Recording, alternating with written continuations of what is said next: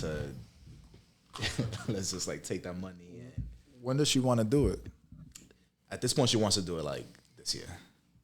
Not this year. I'm sorry. 2025. As soon as possible, right? 2025 or early 2026.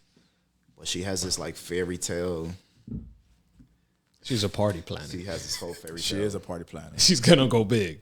Do you guys need the headphones or not? If you don't want to, I like doing this so I can hear myself to see if I'm too low or too high. You don't have to wear it. I might take it off. Yeah, that's fine. Because I feel like the echo. Yeah, if you don't like it, it's fine. Unless I can. Doesn't matter.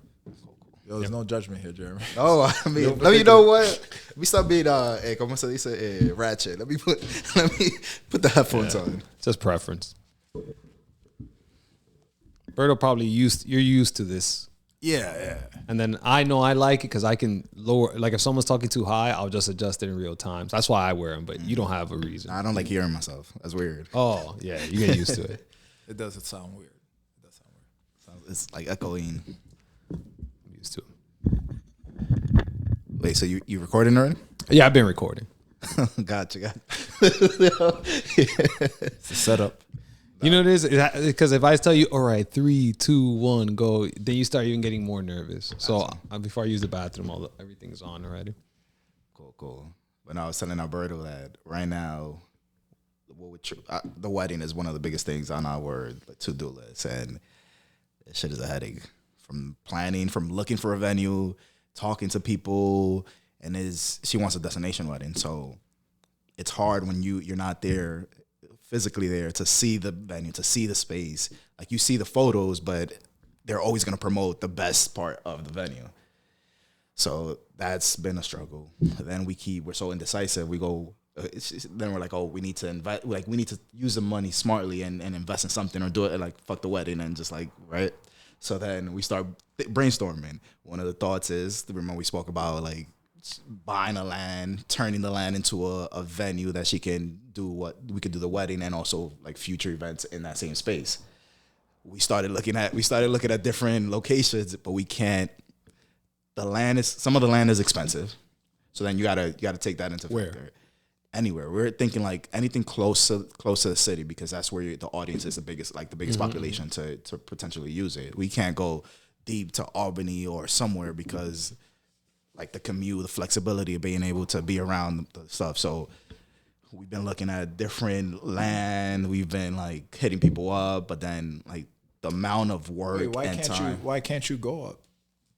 I mean, the flexibility of like being close to it. Well, logistically, I think. Logistically, yeah. For them. Yeah, right. Like party planning. Now they have to take the stuff. All right, that makes sense. I mean, you could leave it there, but then it'll be like us being there for a couple of days. Yeah. So you know what I mean? Yeah. So ideally, it would be something, but then we keep flip flop, and then we're like, oh shit! Like the logistics of finding the land, then finding contractors to build a venue, then spending that, like it's gonna be the same. So we're like, okay, now we're back to, why don't we look for a venue, spend whatever $30,000-$40,000 if we, and that's me being like on the cheaper side. Yeah. But we know that it's gonna rise to at least $50,000 for a wedding. That makes sense. So we keep going back and forth, and at this point, I'm like, yo, let's just do it. Let's just get married. Let's just figure it out. We also threw out the idea of just like going to City Hall, just starting with that, and then like, but yeah, that's our biggest like dilemma right now. Fucking wedding, man. Yeah, I'm good. I told the marriage, I'm like, here's how we're gonna get married. I'm like, we're gonna do one investment, and I'm gonna tell you this is for the wedding, and whatever money we make, it's a wash. It's just gonna be like, if we make 50 on a flip or something, like, yo, here's 50. Like that's it. Here's 40. Like I'm not saving for that shit. But with Amaris is different though, because she has a different personality. Yeah. Her personality, and you could correct me if I'm wrong, but she's not over the top, right? Like she doesn't. She's okay with simple, like just not no heavy. No heavy is like, I want the Cinderella dress. I want her, and then I'm not gonna lie, I'm a little bit like I'm a little bit like that too. So like if I'm gonna go hard. We gotta go hard. I'm 0 or 100. You want the Prince suit? Yeah, I want the Prince. If we're gonna go hard, all right, cool. I'm gonna give 100%. But if it's gonna be a lot of work and we can't get to our fairy tale wedding, then I'd rather not do anything. Yeah, I Like, get it. I don't want to be. I don't want to. In the middle. I don't want to be in the middle. I don't want to do something mediocre just because we're gonna do it. If we're gonna do something, do it right, and then like have fun and blah blah blah blah. Yo, would you guys consider buying like an Airbnb that has a big ass backyard? So like it'll make Buying or renting. buying one. So that was the thought. Like the land that we would buy would have a home with a bunch of acres, right? And then we can construct the in the back. in the back, right? Okay, That's what that was the vision. But even like searching for stuff is like. Have you guys looked in extremely PA? I think we did. I'm not. Don't quote me, but I think we did, and I don't know. I don't remember. Maybe not. Consider it, bro, because like. And that's not a bad idea because it's not too far. It's No, convenient. it's an hour, and I get there at this point because I got it to a T. I get there in an hour 10. Right. And no, that's a good idea because everybody, when you hear the Poconos, everybody wants to go to the Poconos. That's what I'm saying. It's a vacation. It's a hot spot. We bought a house, bro. We bought it and sold it because we couldn't Airbnb it. But like the idea is there. It was fucking. It was. I'll show you a picture, but it was like 5,000 square feet. The house. That shit was. That shit was massive. So, but what I'm saying for people like you, it would be perfect because like you got a wedding party, everybody fits, and then the property was 5 acres. So see, that would be. That's what I'm saying. Yeah. Oh no, you showed me the photo. Yeah, exactly. Oh yeah, you saw it. That's what I'm that saying. So that's very. But that's a gem. You found a gem. No, there's more of those. For us, it's harder to find because we're looking for fucked up properties that you got to fix up to us. For you guys, you're not looking to make a profit on the flip. As long as it breaks even on the Airbnb end. And that's another thing we have to take in factor, right? Because now we're potentially taking a loan to buy that property. Oh yeah.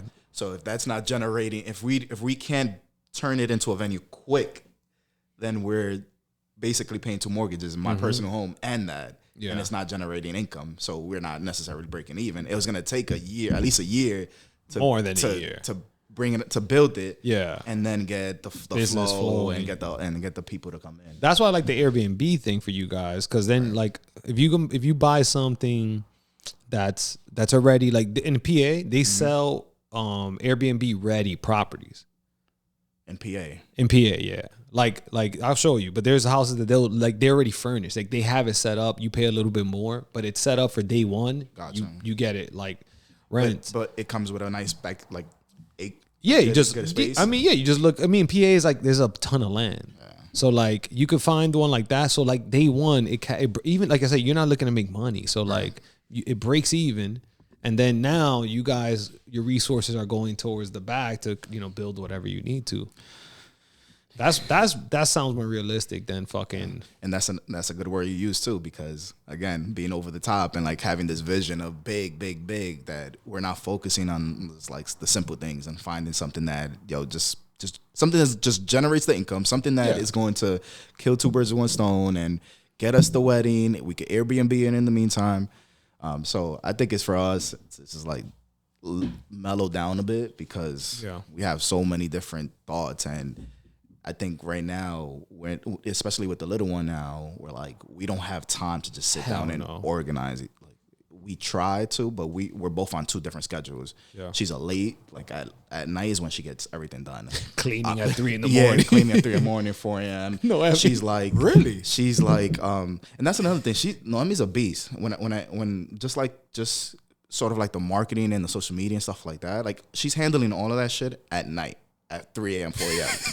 Meanwhile, I'm for her business for the Sister Square for everything. So she's now turning into an influencer.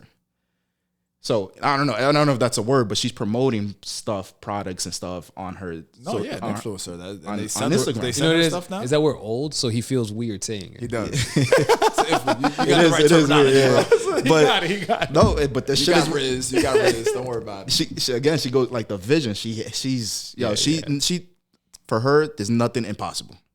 Like so, I'm like when she first started doing, I'm like, yo, sure, bro, you got you got 200 followers. Like who the fuck is going to ask for your services? And yo, she just got paid $500, bro, to post some. Suck it, Jerm. Yo, $500, and it started something small like that, and then like yo, $500. I'm like, oh, shit, yo, put me on, put me on. But it's simple, and like the tree, like she got the Christmas tree. Like she just reached out to them and say, hey, I'm looking to collaborate, blah, blah, blah, blah, blah. And again, I'm like, the fuck, you got 200 followers? Like I mean, she's been able to like build her like fan base, or not fan base, like her followers. And now people are like hitting her up, and you sign up to this page, and like there's a list of different people who are looking for like influencers. Like this criteria, like whatever. And so when she started, it was like nobody was like taking shit. Now she's on the queue for the next like product that wants it, and she's getting paid $200, $300. That's dope. Yo, so there's a lot of shit that she does at night, and then I'm like the morning person. I'm up at like 6 a.m. I'm in bed by 9 p.m. Yeah. By the time I get home, I'm dealing with the kids. So like we're both on two different schedules, and we never like sit down and like organize and like come up with a plan.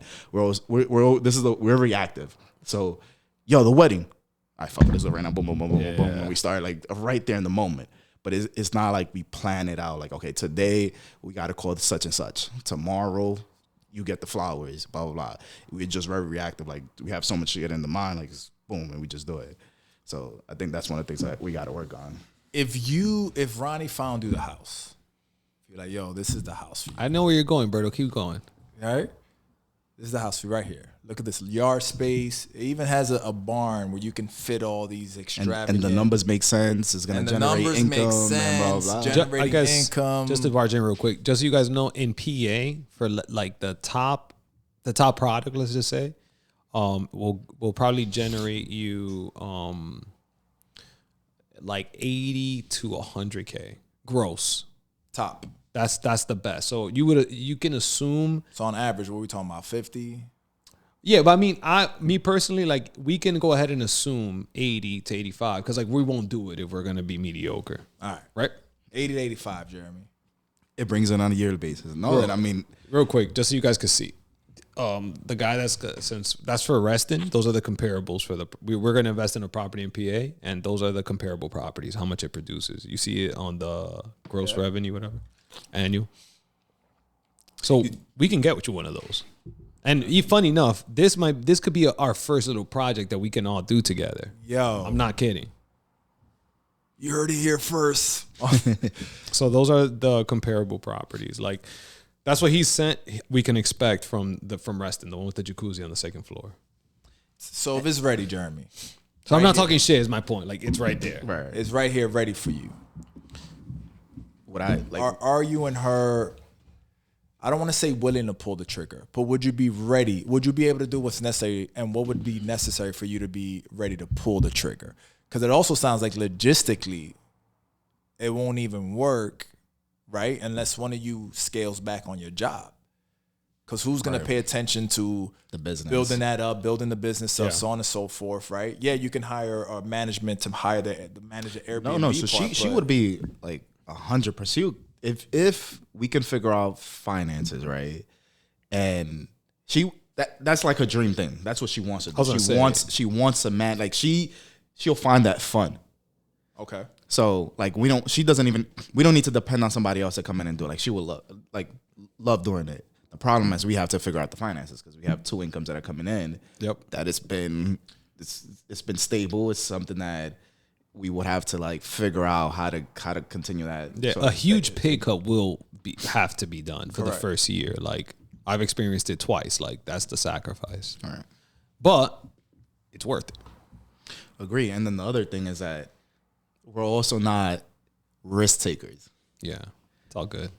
We're not. So what kind of risk takers? I feel like you both are very much so risk takers. Not financial risk takers? Financial risk takers. All right. Because you're a risk taker, bro. Don't forget I knew you. You were like 17. But for the record, it won't be a financial risk. No.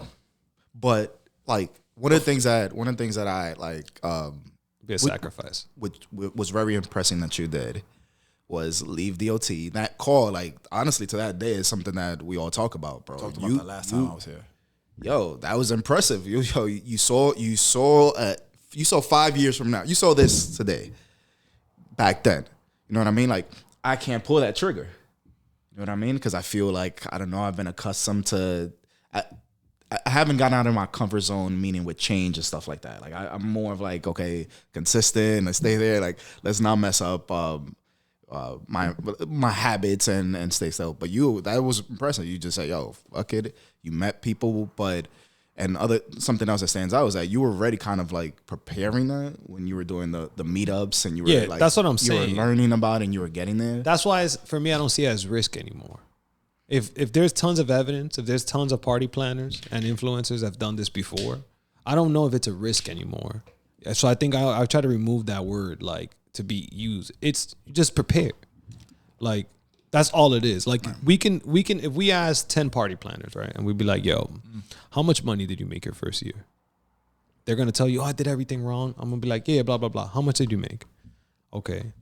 Oh, I only made like 10 grand, or maybe I made 0. All we got to do, honestly, is like we'll just do the average. Be like, okay, well, look, 10 of these people, like you spent this much, and they made this much, and it was a net 20 grand, or 50, or 10 grand, or 0, whatever, or lost 10 grand, and then we just reverse engineer from there. We'll be like, okay, how is Noemi gonna lose her job? Like, how can we substitute Noemi's job? And then we just engineer it. Like it's just a math problem at that point. I will say we do make a good partner as far as like. She's the vision. She's the dreamer.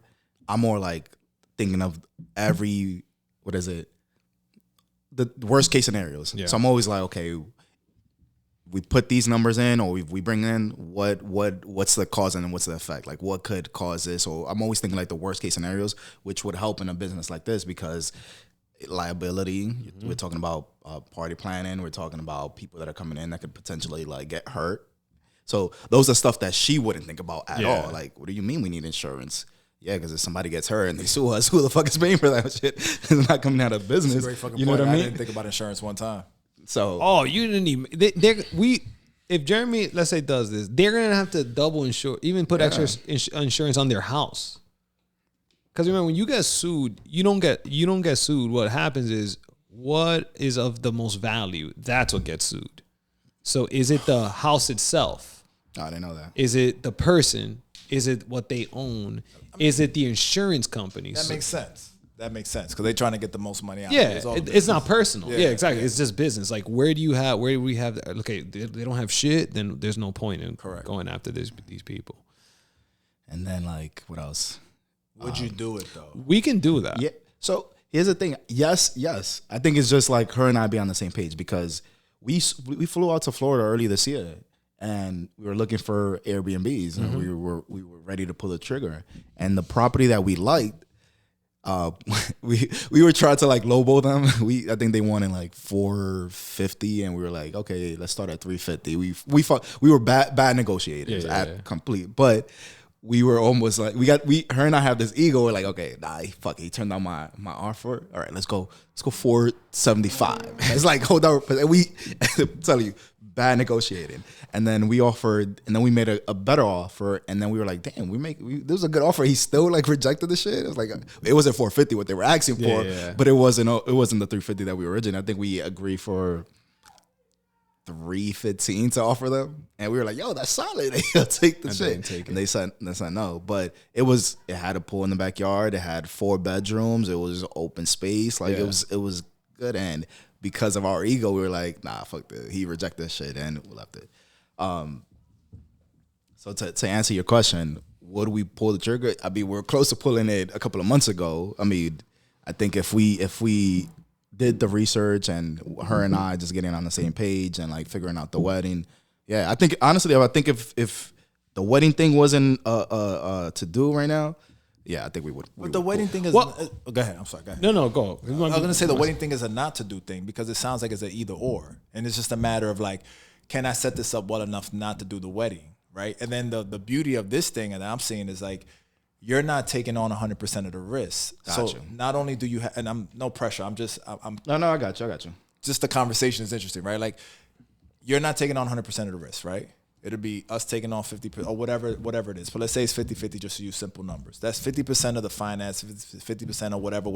Right. Then all the pluses that come with just being on Ronnie's team, right? Like there's you're the things that you're taking on just increasingly becomes more or less, right? Because he's in it too. He has skin in the game, so he's gonna make it work, right? And I'm learning as I go along. But for the most part, Ronnie's gonna set up the management. Ronnie's gonna blah, blah, blah. All that's gonna be set up there. I'll just use the same guys we're using to do. Right. Here's what I'm seeing. I'm seeing us taking the lead first, finding a house, right? And then we'd be like, okay, this looks like a house that we can buy, regardless of even you and Noemi coming in, right? Let's just play that out. So we'd be like, yo, this is Airbnb. Let's buy an Airbnb in PA. Fuck it, with the chance that these guys come in, but we still buy something that makes sense. The management is done by the same guys that are managing the Freedom houses. So I'll be able to see. I can almost wait a little bit and be like, this guy's a good manager. Fuck it. Okay, now I know I got to use him. How much you charge? Okay, we can literally underwrite that when we are underwriting deals. Me and Bird on the law, we're about to get something. Now we'd be like, it don't even matter if they don't want it. Now we'd be like, yo, come see this. Do you guys like this? Is this real for you? If you'd be like, yeah, you'd be like, all right, cool. And then we can now talk about like you guys, whether it doesn't even matter, whether it's fucking ownership, whether it's like you guys giving us sweat equity, like a certain percentage of, and that's your ownership, just a piece, and we don't have nothing to do with the party planning. That's on y'all. And me and Berto get to win now because, however, all that gets figured out easy, and you guys do that. There's a house. It breaks even. Like I said, even if it breaks even for us, that's fine. You can even use that for the year.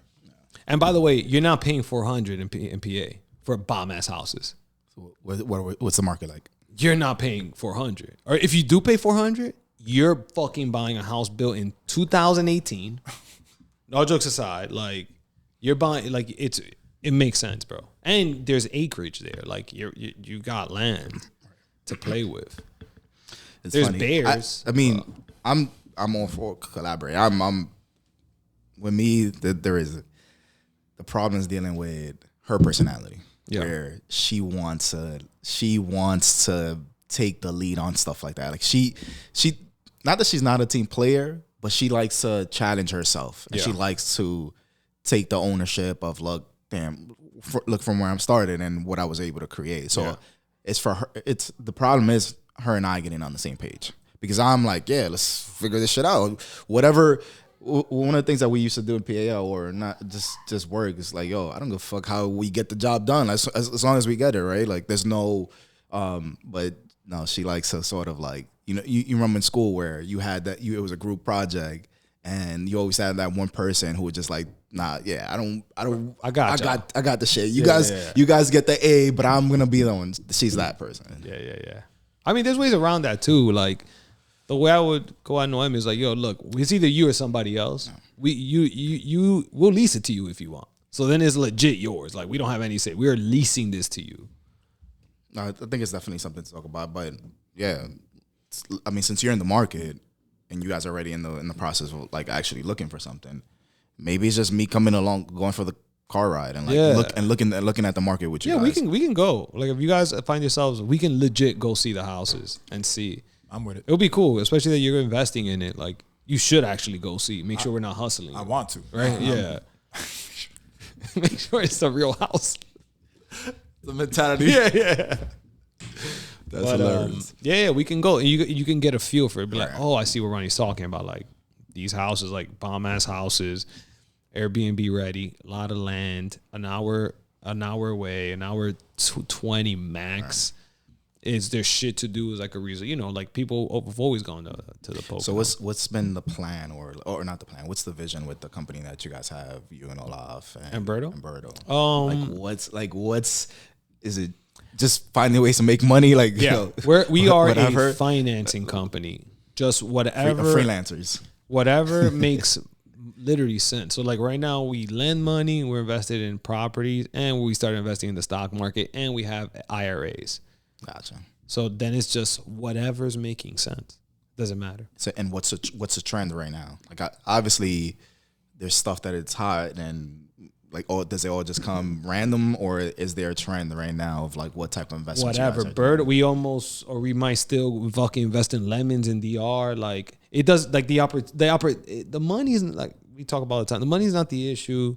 It's opportunities. Right. So it's having the money ready. So when an opportunity strikes, you have the money. Yep. So it's not necessarily the money. The money is what allows you to play. but the opportunities is Then what you how so I guess to follow up that, how often do these opportunities come? Right? Like how, I don't know. pretty often enough that we always have somewhere to go with it. Like I do have an unfair advantage with freedom. Right, I was gonna say that I get to fucking be like, okay, we picked it up. Like I know, like no one knows this property. What is it? The pre-sale? Yeah, before it goes on the market, like we're locking it up. But think about it, like Amaris is doing the transaction, right? Like Jagger, who kind of like me and him work together we talk every day. Like I guess the point is like from A to Z, I know every single thing about every property we have just because it just so happens that like so like when we invested in Fulton, like we just got paid on it, like we haven't got our interest, but that we're waiting for all the invoices, by the way, to come back. Like we just paid an exterminator bill, like all these things, so we give it like a month for everything. I was asking, so when you sent me the screenshot, I was like, No, yeah, that's just the principle. We haven't gotten our interest yet. Yeah, we always wait. Like, but point is, like, I'm like, get in. I know this. I know this perfectly. Like, and I'm gonna be managing it. So I'll tell you, hey, it's a shit show. Like in 2 years, don't expect anything. So Yeah, no, you had told me about the Tampa one. Did you guys end up investing in that one? yeah. The Tampa one, by the way, like the water hit. First time in 100 years, Tampa gets hit. It's like, what can you do? Psych, that house came out fucking sick. The kitchen, bro, we did that shit brand new. Oh shit, bro, it came out. I'll show you. It came out sick. Wait, so all the water went into the property? Yeah, well, there's a pool got redone as well, so the pool's sick now too. And the first floor, like 2 or 3 feet of water. No, not 2 or 3 feet. But you guys went through the insurance though, right? Yeah, you go through we were like double insured, like just in case. So for us, it was just like we wanted to do the renovation anyway on it because the first floor was ugly. And we did it. Look, this is how it looks now.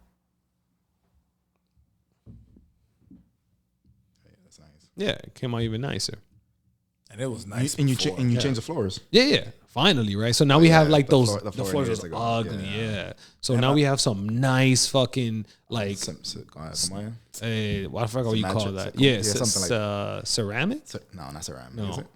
No, it's not ceramic. Whatever, but really nice floors essentially. Now we get to enjoy. So yeah, so that one's another one that that one. I think that one produces a good amount. Like 170 or something. That's right now. That's what the company's moving towards. Is Airbnbs. Yeah. So we've been trying to look for rentals forever, and you have to adjust. Like we kind of realized it a while. Like, hey, we missed the boat. Like for what we were looking for, it doesn't make sense. And luckily, we jumped and we were like, fuck it. Let's Ronnie has a couple opportunities.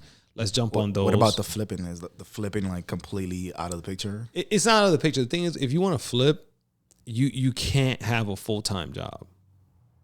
Like somebody has to make the sacrifice, and if no one's no. I guess my question is it because I remember when you guys were doing the flipping, it was produced. It was you're talking about in general. I thought you meant just us. No, flipping still strong. People are fucking crazy, bro. People are fucking going on. People are even with wild, even with the high interest rate. That's what I'm saying. Like for me, I'm just like, yo, you really want a house. Because I don't see the value there. I mean, yeah. I just don't see it. Like, I don't want to live for my fucking house. Yeah. You tough. mean like the maintenance of it, or just like everything, the financial burden on it. Like, here's how I see it. Like, it's not to say most people. Like, I'm talking about general people, not people that are making crazy money. But let's say you bring in $200,000 to the house, right? $100,000 each, let's just say, and you buy a $600,000 house, $700,000 house. It's not to say you can't afford it, but what you just told yourself is now for 30 years, you can't leave that $100,000 job. Right. You can't, because then you can't afford the house. So it's like people get caught up like, I can afford it. Yeah, for sure. But like now you're trapped because you have to now keep this job. You can't like the fact that you can even, you and Noemi are even having the conversation is because you guys, and I know, like, you guys didn't overpay for your house. So you can even entertain that. It might be hard for sure, but you guys are at least entertaining it. Bro, if you're making 100 each and you're buying a $700,000 house at an 8% interest rate, you're not having that conversation. That shit's done. It really is. Like, I don't know how, you're right. I don't know how people are buying homes now. Yo, like, I don't know.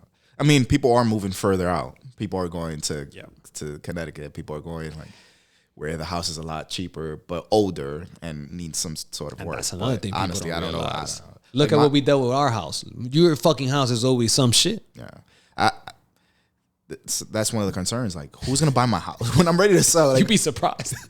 like it's Bad people. The value's up, so I mean, and you know it's crazy. You sold that at a really good time when the interest rates were really low, which really like helped promote and get people out there. And now the interest rates are high. Yep. There's no buyers out there. There's buyers, but there's less. So it's so like people will still pay what the values are. They're just not overpaying anymore. Right. And so, perfect example, there's a couple of homes around my area. They've been on the market for almost a year, if not more. And the price that they put the house is like, I wouldn't pay it. Like I don't care what year we're on, and I know the prices go up, but I think it was like they wanted 500, and it was like a 2-bedroom That's crazy. house. Like I'll show you. I'm like, That's so like, crazy. who's paying 500 for this house? I don't know. Yeah. I mean, there are people that it's not more of a, it's more of like getting out their environment, right? Like imagine living in the Bronx. I'm like every time I go to the Bronx, I'm like, shit, I want to get out, and not because I'm looking down at the Bronx, but like just the commotion, just the traffic, It's congested. It's like It's wild. and no improvement, nothing. I'm like, yo, shit. By the time I get here, I want to go because I'm used to get the parking. I'm used to like Space. I'm used to air. Not people. You don't have people on the block. You don't have any of that. So people are overpaying because they want to get out of that. So that's one of the things to think about too. Maybe it's not like, oh yeah, I probably can't afford it, but I'm paying $3,000 in the Bronx. I might as well keep paying the $3,000 somewhere else, and hopefully I made a good investment. Peace of mind. And I get that. That's the intangibles. That's definitely a factor. The kids, family, that's another thing. Like, I mean, like we grew up in the city, so we know how to move around and we know how to deal. Like, I mean, Our kids are pussy. Yo, All our kids. Yo, for see real. those little blanquitos we used to make fun of? You see Carmine? Remember we used to go to Carmine? All those kids used to whoop our ass. That were like fucking blanquitos. Like, Yo, that's our kids, by the way. 100%. 100%. Yo, 100%. There's certain jokes from comedians that are now making me laugh even more because I'm just like, oh, that's my kid. Yeah, bro. Our kids, if we don't put our kids in sports, there's no adversity in their lives. That's why King David can't leave jiu-jitsu. Yeah, bro. No matter what. You gotta get fucking humbled. Every time. He can do whatever you want. Baseball, basketball, whatever. But you got to stay with jiu-jitsu. Yeah, bro. And if you don't want to do jiu-jitsu, fine. What's the other martial art you're going to do? You're going to do something. Get your ass whooped, Yeah. bro. Yeah. It's humbling, bro. The kids or jiu-jitsu? Which one? Because I say Both. Nah, both is humbling. I mean, we had this conversation. I bring this up so often because my parents were kids. They were in their 30s, yes, but think about when you were 30. Think about 28. And then you had a kid. Yeah. At least I did 29. You know what I mean? Like, and I was just trying to figure it out too. And but they look at us the way we looked at them, like, y'all been here for hundreds of years. Why haven't you figured this shit out? Like, why are y'all still arguing? You know what I mean? You see all this stuff. Yeah. That's wild, those kids just trying to figure this shit out. I heard a quote, and I could see it. It's like a first day. What is it? First day idolize you, then they demonize you, and then they humanize you. Yeah. Right? Yep. Like, you're closer to the demonized, closer than any of us, but like right now they're like, they just like, yeah, you know everything, you're the man. And then they're gonna realize like, fuck this shit. dude. Yeah, fuck. They're gonna be mad at us for not knowing. Because you know, blind leading the blind. You know what it's like. I do. I've lived it. No, it's different. Yeah. It was different in the 19. That's a long time. I told King David I was born in 1986, and he's like, "Oh my god!" Because it's not 2000. I've been getting what is it? What's the word? I can't find it. But Shirley went to Syracuse. Yeah. So you remember all the times we used to play beer pong and all the flip cup and all that stuff. And I'm like, yo, invite me. I'm down. I can be a part of the Yo, she's like, yo, bro, no, you old. Like, what are you doing? Yo, it's so funny. We went to Syracuse to Yo, true story. You and Noemi we too. both went to drove up to Syracuse to take some of the stuff that she had missing so she can move in. So me and Noemi, we were like, yo, we go to college, get your outfits ready. I swear to God, yo, we went up there. We had she was like, we're not gonna dress. We were like, we're not gonna dress up because we also don't want to, we gotta act our age. But let's take the outfits in the bag. I got my hat, platino para atrás, so I could fit in with the young guy. So we have our shit. So I'm like, all right, cool. Again, we didn't want to seem thirst. We hype. We're in college, but we didn't want to seem thirst. So we don't hear Shirley talking about like what the party at. I'm like, yo, but we didn't want to ask her because we trying to act because we know we old, but we can't show to her that we thirst because then she's like, yo, this is why I don't want to invite you because you guys are old. So later on, she one of her friends hits her up like, yo, what time you gonna get ready? I'm like, yo, I'm like, we go to the party, and then. Later on, we're like, yo, so what time is the party? He's like, who invited you guys? You guys are old. Yo, I see me. I'm like, damn. So I got, we old. I was like, yo, I just want to play some beer pong. Yo, you old. I don't want to say his name, but remember the one old dude we bought at? You can say it. Nah, I don't want to say it. I'll say it, Jay. Is it Jay? Not even Jay. Oh, no. Wait, that we used to ball with? Yeah. I know. Can I say it? Yeah, it's up to you. I'm not saying it. I mean, if we don't. Is it Lefty? Nah, Lefty. No, what old man that we used to play with? We were playing flag football. I'll edit it out. Well, who is it? I forgot. Ross? Oh, that was our team? Ross. Blanquito. When we worked at the DA's office, it was Pro Hoops. Oh, yeah, the owner of Pro Hoops. Right. Yeah. He came down when we was on Barney's on 52nd Street. Remember after the social flag football stuff? He came one time. And I don't remember that. I don't remember. What? We had a huge table playing fucking slap club. It had to been like 15, 20 of us. I think so. Wild. Yeah. And he was like, yo, I never. And I looked at him and I looked at us and I looked at him. I was like, yo, you're all old, bro. And he was our age. He was like where we are now. Yeah, but like in comparison, so I wouldn't invite your ass too either. Oh man, I think of Jay a lot with stuff like that. Jason, yeah, Jay. Because I remember we went up to Jason used to live through us. Yo, shout out to Jason. Yo, you guys don't remember we went up there? Where was it? It was to Albany. To Albany. You were there. I think it was a Has thing. Oh, in that house. In that house. Yeah. Sketchy ass. Yo, but Jay felt so uncomfortable. Did he? Yeah, I remember. Really? I thought he was having a good time. No, he left. He was like hanging out in the car. Shit. That's why we didn't have a. That's why we all had to sleep over. Yeah, something like that. But he ended up leaving, and it was because of that. I'm like, yeah, like it didn't hit me now. I thought about it. I don't know. He hit me up. He was the old guy. He thought he was chaperoning. He was like, yo, I got to get out of here. Like, no, I didn't get that impression. I feel like Jason was like a young soul. You know what I mean? Like within us. But when it gets outside, like remember, because we were like 25, you were like 28, 27. So Jay was. We were a lot younger. Oh, talking about we've been. Yeah, you're right. So we were like in our early 20s. Early 20s. You were in your 19, 20. maybe mid-20s. 24, maybe. Jay's like 30. You have the young old soul over here. Yeah. I was always like in between. Yeah. Like, yo, Berto wanted to hang out, but it was like, yo, drink responsibly, all right? Nah, but for the record, okay. I was like, yo, let us have fun, bro. Like, let us be wild. He would joke with that.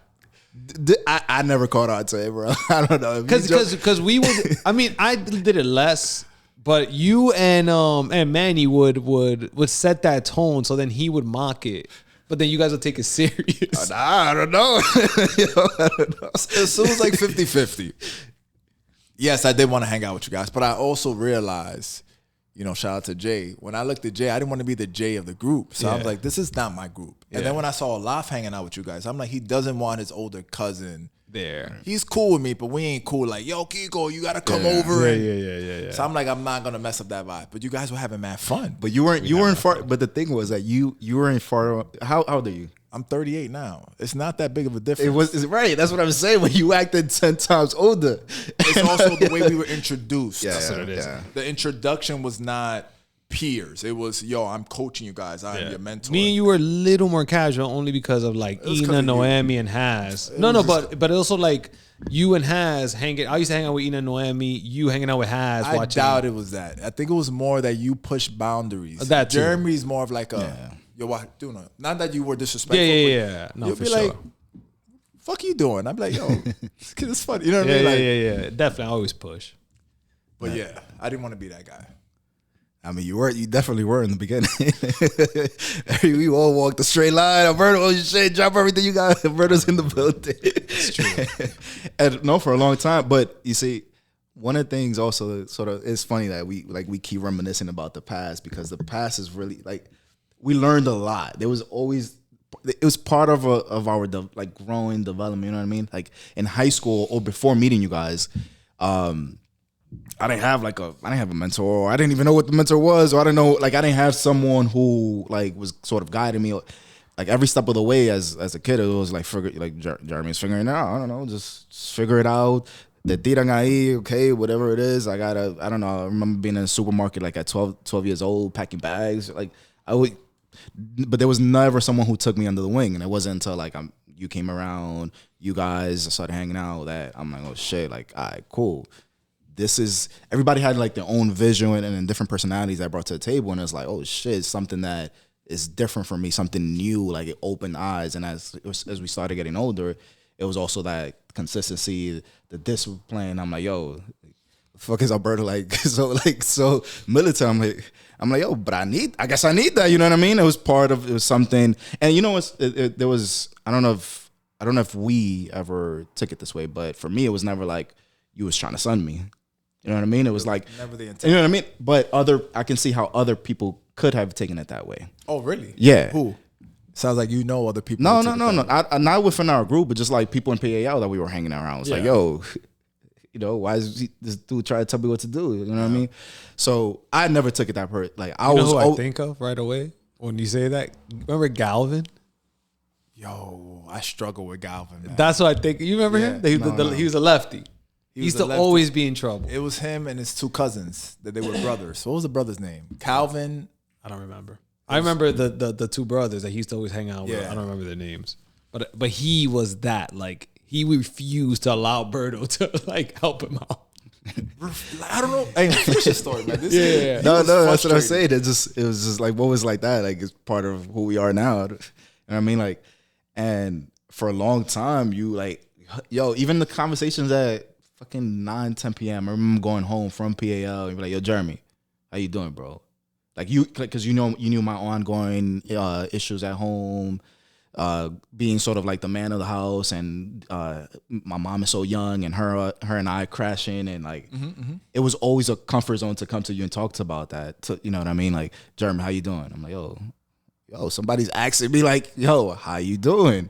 And it sort of like helped sort of at the moment decompress a little bit about all the chaos going on at home. So honestly, like, that's one of the things I appreciate about sort of the friendship that we have, where we started, and like the fact that we still maintain that to this day, and we can have these conversations from all the different chaos at home. You're dealing with your issues at home, you have your issues at home, we all have, but then we come here and it's like, yo, we haven't seen each other for, I don't know, X amount of time, but we come together. This shit is natural. Yeah. Like, I even forgot I'm in a podcast. You know what I mean? Like, yes. You know what I mean? Like, at this point, it just feels so comfortable, and I was like, it's cool to have these sort of safe zone where we could come together. I appreciate that. And I learned a lot from y'all. You don't understand. Like, when you're coaching and teaching, you learn a lot.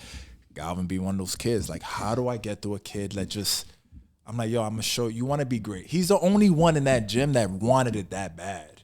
He wanted it. Like, he wanted it. This was his dream.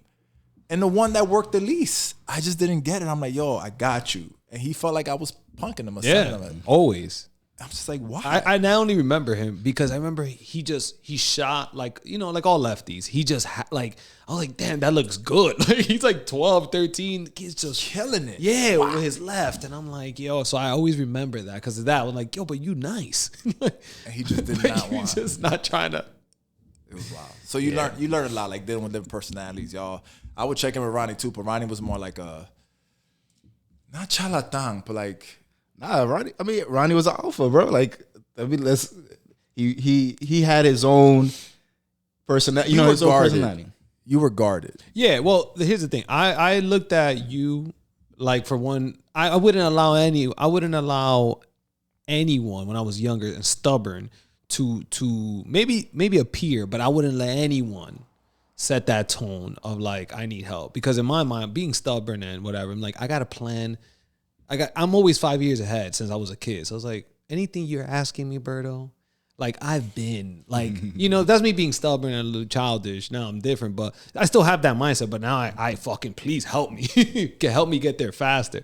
By the time you ask me how I'm doing, I'm good. Like, Yep. Like, what's up? Like, let's chat about something peer to peer. I don't need any like guidance. Like, I've thought about all this shit already. I know where I'm going. It's funny, like for a lot of years, I think we're getting better with this, but like we always did. Remember, you guys introduced the whole two dap. Berto and I were handshake. I remember. Yo, for a long time, like, yo, Berto, you could dap me, bro. Like, we boys now. Like, we cool. Like, we passed that. Like, yo, I'm 34 now, bro. Years, like, I'm a grown man now. Like, I think we can dap each other. But for a long time, Berto, I think to this day, sometimes we shake, sometimes we dap. We do the dap. Like, yo, that sets the tone for the day. The tone, right? But I feel like you started that. I feel like because again, introduction, very much like hey. I was very respectful, very, Yeah, and that's how we were. That's how we were introduced. I mean, I was your SYP, and like, that's right. And all that shit. I was like, oh shit, Berto, oh God, you want me to go pick up the baseball bat? Like, and it's funny because Jose, my cousin, I mean, he was there. Jose was like, yo. Chill out. Like, what you going so hard? Jose was low key. Like, Jose was probably the one like, yo, what the fuck you keep telling me what to do, bro? Yeah. But nah, I mean, but at the time though, I didn't mind doing it because baseball was the sport that I liked. I like coaching it, like being around the kids. So I never found it like a job. You know what I mean? It was always like, yo, I'm having fun. I'm making money, and it is what it is. And to this point, I don't know. There was a off topic, or in the same line of conversation though. But one of the kids hit me up on LinkedIn recently. Oh, word? Yeah, and that one I didn't feel like I had a Bronx, a kid from the Bronx, or a kid from like Armory. The Jor. Oh, he's the a lefty. Yeah, the lefty. The lanky one. Yeah, with he had braces. He hit me up on LinkedIn. We haven't really connected, but like, yo. But wait, Armory or no? This was 48. Yeah. 48, and then my boy Lewis. Yeah. Yo, but to tie this all back in is another lefty, by the way. Yeah, Lewis. Yeah. To tie this all back in, like, yo, I should send the lefties to you. The impacts that we were making, yo, that we didn't even realize. Because we were having fun. Like, we were just, we didn't see it as a job. We didn't. Yo, Ronnie and I used to pick each kid at their home. And drop them off. Like, Saturdays pick them up and drop Sundays. them off. Saturdays and Sundays. That's all we were doing. Taking them to Dave's thing. I knew about that because that's how the league got started. Yeah, the Harlem League. Because you were like, yo, why don't we all do something? And you mentioned that, yo, I pick them up on the weekends anyway just to give me something to do. I used to, we would be fucking Friday night drinking, fucked up, and then going to pick up these kids. Go pick up the kids. The kids knew they couldn't really understand what was going on, but they knew we were fucked up. Jerm one day showed up with all of them in my house to wake me up. I'll never forget that. He went all the way upstairs and I'm waking up. These kids are I'm like, what the fuck? And I'm like, and Jerry's like, yo, come on, bro, we gotta go. I'm like, yo, you old dude. Like, this dude was always late, son. Yo, he was always late. Oh, yo, and again, yes, we were fucked up and we were hungover, but I would, I don't know, I'm weird, yo. I could drink and then the next day, not I'm good. But no, you grind. I grind. Like, yo, buddy, we gotta get like I'm up, but I ain't trying to figure it out. Not me, bro.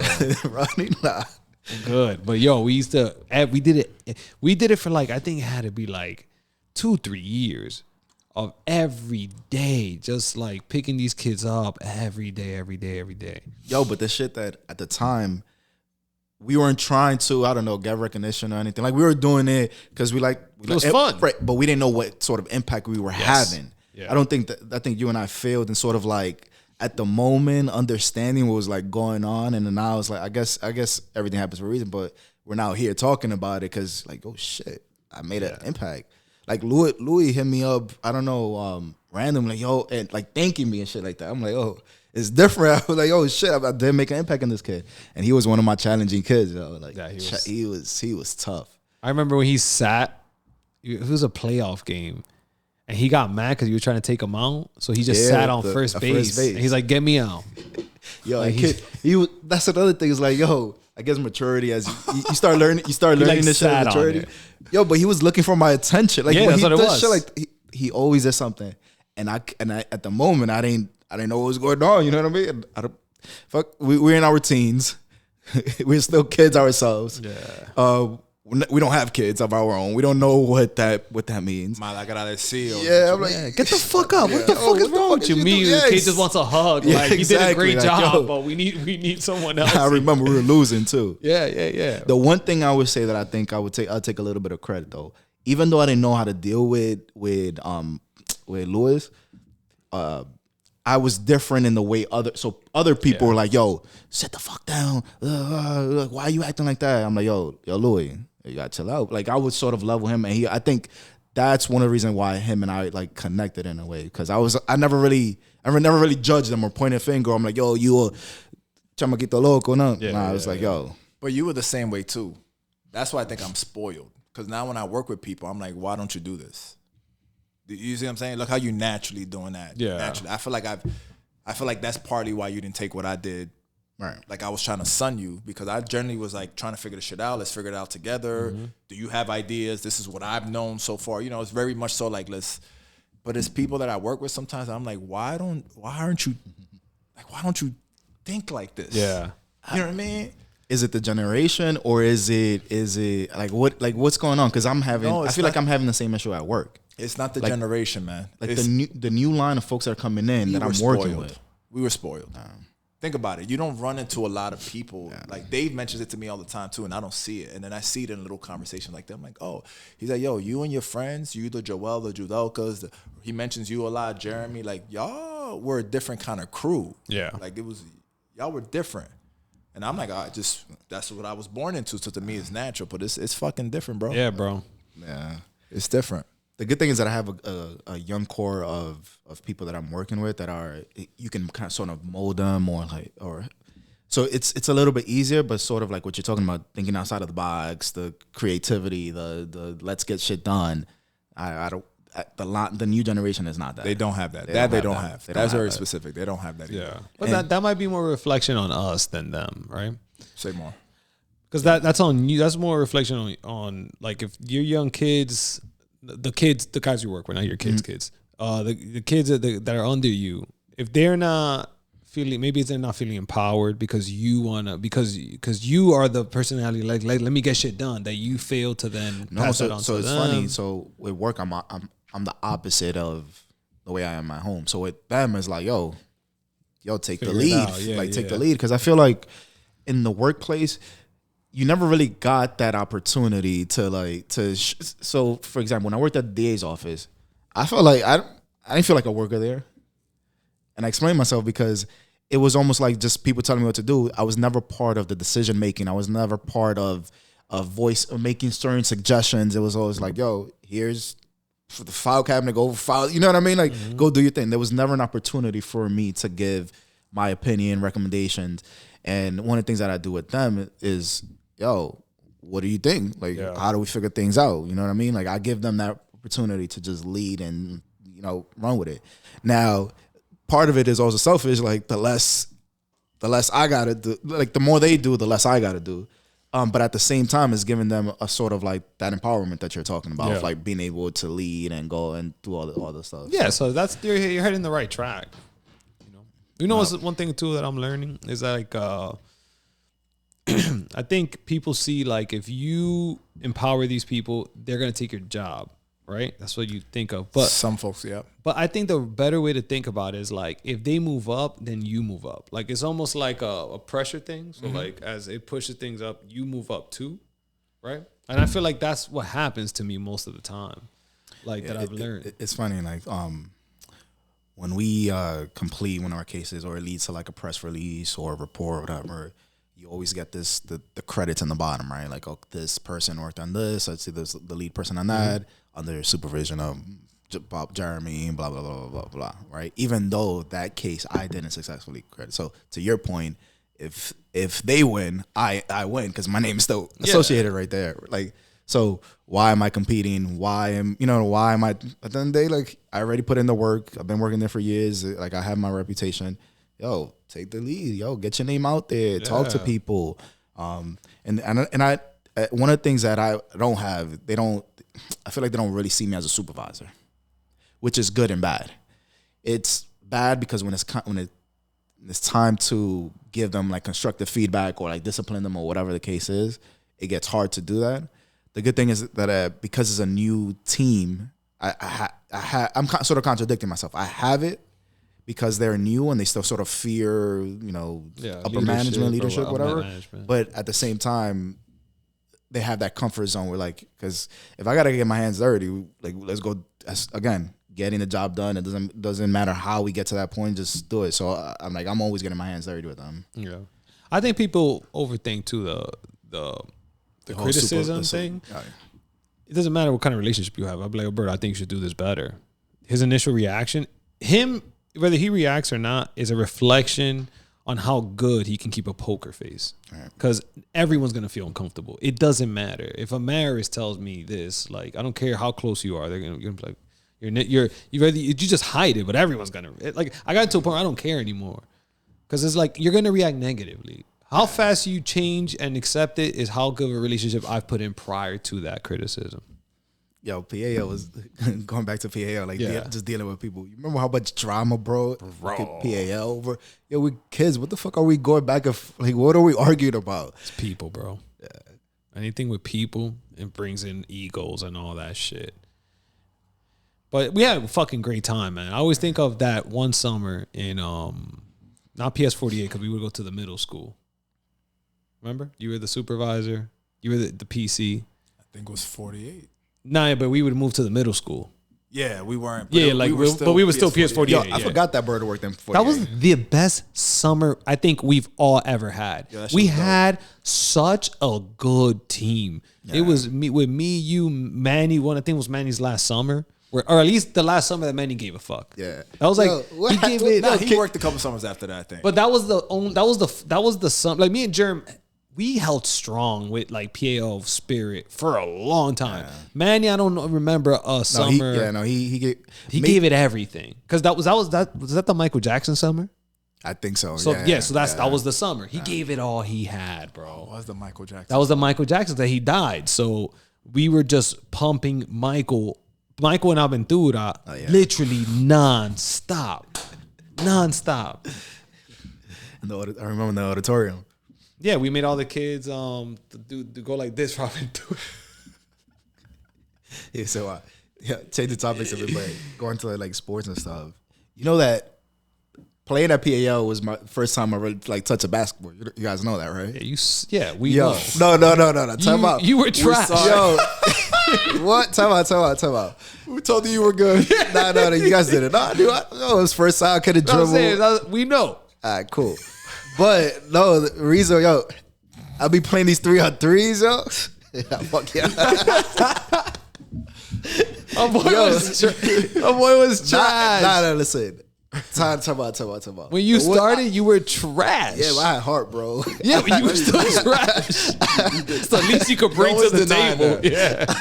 I had heart, though, pick Jeremy. He's going to hustle. Yeah. But what I was trying to tell you, I get interrupted. Like, the fact that I could have drawn another moment of of something that I learned and something that basketball, bro. Like I could have drawn basketball, and now I was playing 3-on-3s, and I was holding you remember in Harlem Sutter, during the PDs at halftime. Yeah, or the lunch. No, break? not that. Not that. God, no, on the lunch break. The night center too. Oh, Night Center too. But I remember one kid that. Lefty. I used to challenge him all the time. He was way better. Like, I didn't play basketball. Yeah. You knew him. Yeah, damn. I'll show you a photo. He was a lefty too. A lefty. I don't remember lefty. I remember Latique. Other one. Oh shoot, Latique. Trone, I think is his thing. Stage name. Yeah, Latique. He didn't last long. Pops was always around. Phil. But it wasn't the lefty. But I ready to say, I had no business being in that, like playing there, bro. And I used to talk bad shit, yo. I used to talk so Part of much the game. shit. That's my favorite part of the game. Yo, And I used to remember talk Harlem bad Center shit. with that big ass court, bro. That core was whole deep. Yo, it was too much. Yeah, I remember it was. playing and I was like, people get mad and I'll miss a layup, but it's like, yo, I'm just trying to get to the other side. Like, it was so far away. You remember this kid? Yo. Yeah, he's familiar. Let me see. I don't. Were you? Oh, yeah, I remember him. Yeah, we used to play. He used to have, I think he had braids or something. Yeah. Yeah, I Yo, remember he was him. Nice. Yeah, nice. I remember him. And I used to talk bad shit to him. Yo, at one point. I definitely remember to the him. He point- was nice. He was to the point where we were like playing 1-on-1. And I'm like, damn, he's gonna wax bust you. my ass, but I already talked so much shit that I gotta, see people fight. I mean, he killed me, but I held my ground a little bit. Yeah. This was in Harlem? Harlem. Yo, I remember talking so much shit. I'm like, yo, play me 1-on-1, put the bread out. Again, I'm trash. Yo. Harlem lunchtime basketball games used to be. Yo, It was fun. I don't remember you playing that often. I used to play because remember when I started playing a lot with Angie when we were doing the Angie program because I was part of the Obama The Michelle Obama the Michelle thing. Obama thing. So I would go there and then you came in after, but we would play ball because it ended like at 1 and I had to be at PL like at 2:30. So me and Jerry, y'all remember playing an hour, bro, sweating and just then changing and shirts with then the going same outside. shirt that we had always. Wait, where were we at? We were in Webster at that time. Oh, okay. So I started in 48, the Obama thing with you guys. Remember, we used to be across the street. That was around the same time with the flag football because those kids because the principal came to us. I remember. It was like, why these kids? Dr. Mac. Yeah, Dr. Mac. And he was like, and he was like, oh, I didn't know it was you guys doing the flag football. I remember he started rocking showing with up. us. Yeah. He started rocking with us because of that program. Well, Or prior to, because we couldn't get that grant without him. oh, is that what happened? Yeah, because we had to work. I think there was something about having the numbers in conjunction with the school. We gave him the That's numbers. right. Yeah. Okay, I remember something And like that. he rocked with us actually because of Kobla. Kobla, he was like, you the first. Yo, Kobla was nice too, yo. Kobla was nice. Kobla walked off. He was like, you the first people to walk over here since whatever years. He said, like the last 10 years. You're the first two to ever come over here. That's Kobla. crazy. And Kobla was like, yeah, makes let's sense. go over and talk to the guy. I'm like, I don't know the relationship. Kobla, he's from Brooklyn. You know how he is. Figure it out. We Yeah. talked to this guy. And ever since then, slowly relationships started getting built. So really because of Kobla, that whole thing even happened because we had a relationship. They were leaning on him for the relationship. That's cool. And they weren't charging us for the field because we were using their kids, right? Yeah. No, they weren't charging us. Yeah, this is crazy how we made a whole league. Yeah. A whole league, no money. Right? There was no money involved. Nah, there was no money. literally, it was volunteer I paid the across. rest just out of my pocket. Yeah, the refs. yeah. You know, I didn't want to OD. But Yeah, and like I would coach and then Correct. boom, ref right after. Phil did the same thing. You stay in touch with Kobla? Or, yeah, him and I talk not often, but like, yeah. Still That's contact. cool. Phil, man, I gotta hit up Phil. Yeah. Hit him up. Tell him ask him. I want to know how he's doing. I hit up Phil randomly. Yeah? Or he'll hit me Yo, up you see, super we random. messed up, man. Turkey bowl? Turkey bowl. Yo. You I was thinking see, about that yo. this year, but I knew for a fact I wasn't even gonna. I know. I didn't even know what. You know, I was going strong for years and was going holding it You down. know what I did? And then I was like, yo, fuck that. 2 fucking hours of jiu-jitsu, bro, was the best thing. Nice. Got there Open- at 9, open mat? Open mat. That's the best. 2 bro. hours. You can eat anything. You're not catching up to the calories. Fucking wasn't mad at anyone. I was too tired to be mad. I was in yeah, such you're a good, man. what? No, but let me close the loop on the Thanksgiving though. It was a message that you wrote. It was just a reason to get everybody together, and we got to figure out how to get everybody together again. So like these check-ins, yo, how's Phil doing? Opportunity to check in right there. We got to do it 1 year. Even if I'm okay when I'm playing flag football, I have too many injuries. That's what it is. You got to be That's something it. less physical. That's it. Yeah. Like I'm a surprised. game night. I'm surprised out of everybody, out of all those years, I never got a serious injury. You have a ripped off Oh yeah, shoulder. yeah, that's true. That's true. You got that from- but nothing worse. So I was thinking something worse, like a torn ACL. That shit. No, was- that's just trash. We saw mad shit. Remember the one guy who Oh, broke yeah. his ankle? But He's on the side smoking hookah the whole time. He gets in for one play. And he rips off his But that's what whole I'm saying. The fucking way foot. how Makes me reckless itchy. I was, Yeah, you were tirándome. Like You went I should hard. have like a broken foot or something. You should be in a wheelchair. Yeah, I should be in a wheelchair. The way I was going, Yo, yo, we played with no pad. That was stupid. It was stupid. But it was fun. tell him about it was 1 year that you and I went shopping right after Thanksgiving because we were Oh going. my God, I remember. Yo, we were concussed and we didn't know it. Yo. We had concussions, But like severe concussions. like your severe concussions. And I'm like, yo, Ronnie, I don't think I can make it. Jerm, yeah, like that. Like ready to puke at any point. Us on the train. I think we were in a cab. I don't know if we took a cab because of that reason. I remember being in a cab. I'm like, yo, Ronnie. After a turkey bowl? Yeah, after turkey. It was bad. And I'm like, yo, Ronnie, I don't think because we went to your Yeah, it to was your family. Yeah. To his family's house. So we were like, we went to buy an outfit. And then it just starts hitting. My head starts spinning. Like I felt like I had to throw up, and I didn't know what the fuck was going on. I was like, yo, maybe I just got a severe headache. And you didn't have any of those symptoms? He had the same. I had he the had same shit. I had them a little less, but I think like, mine was worse. Jerm felt nauseous. When did you realize you were? Was it years after? Like oh, shit, years after when I figured. started learning about CTE and shit. I'm like, oh, that's what that is.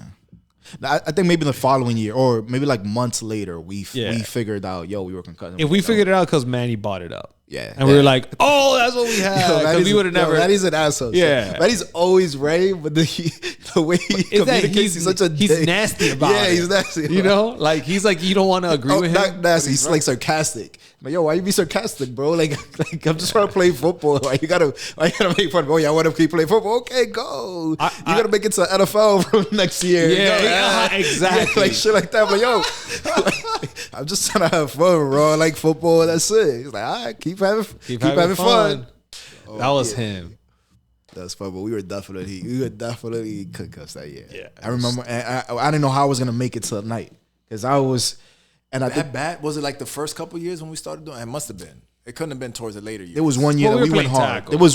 There was a couple But it of was years. a turkey bowl. Yeah, it You was said turkey right. bowl. So I'm Yeah. wondering, like, it had to have been the first. I would say No, the it was first like- 5 years we went hard. Yeah, the And I first think after 5. that, we It were had to be. kinda like- Yeah, it had to be one. Well, of the those. injuries started occurring.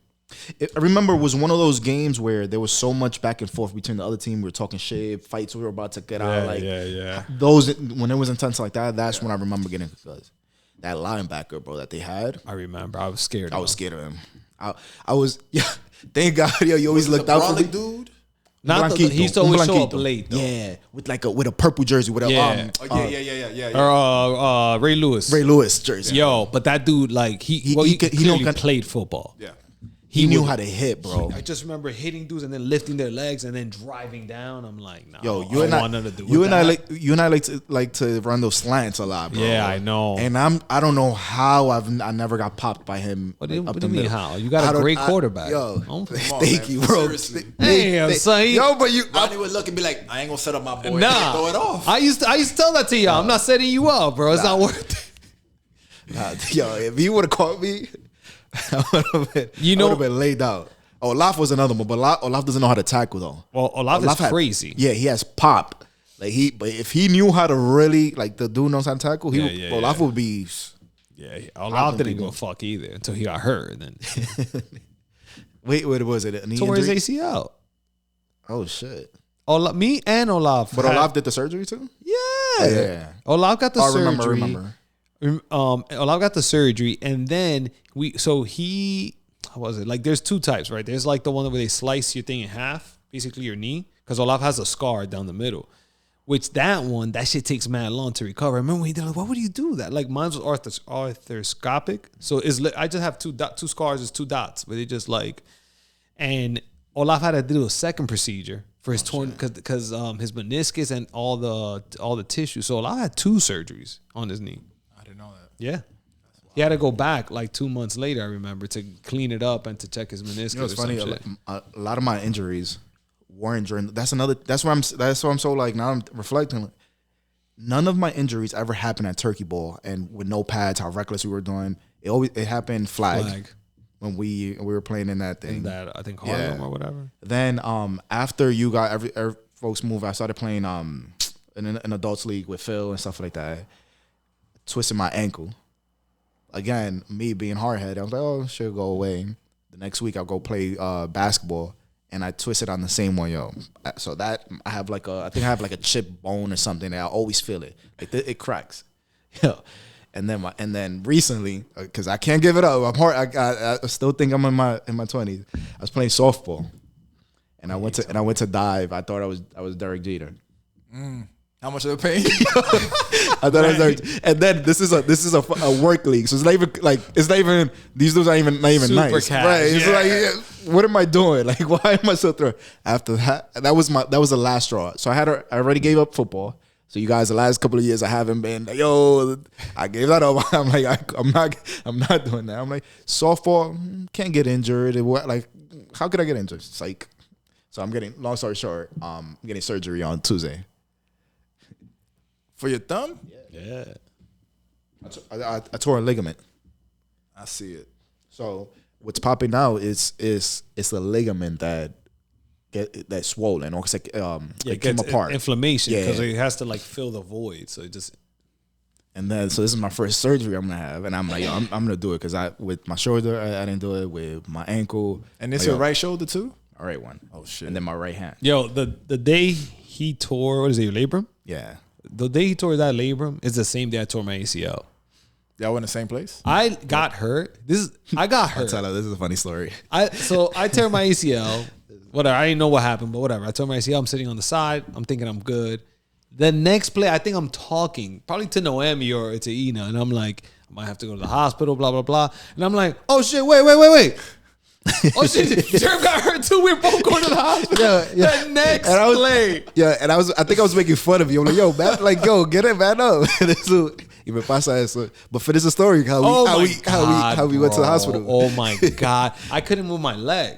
This is a social league on the fitness. No, this is recreation, like a pickup game. Pickup. We would play every Basketball. Sunday. No, Football. Okay. 149th Street. Yeah. On the east side. On the east side. Okay. All right. Whatever.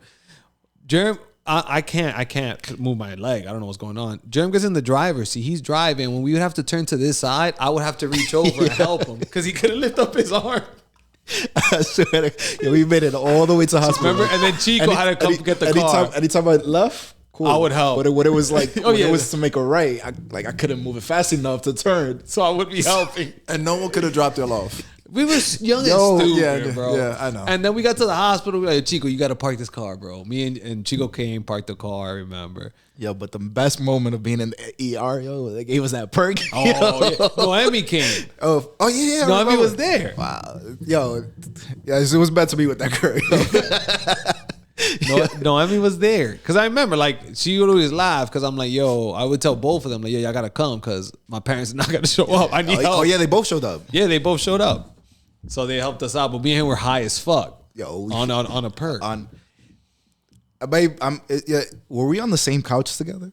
Like, I think we were high on the same couch. Probably. Because there was only one comfortable sofa. So we probably slept together. And the other one was uncomfortable. And we were like, yo, Ronnie and I been through some shit. Yeah, bro.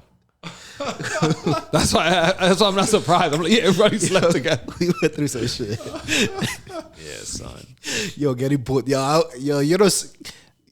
have Thank God, an angel. an bro. angel.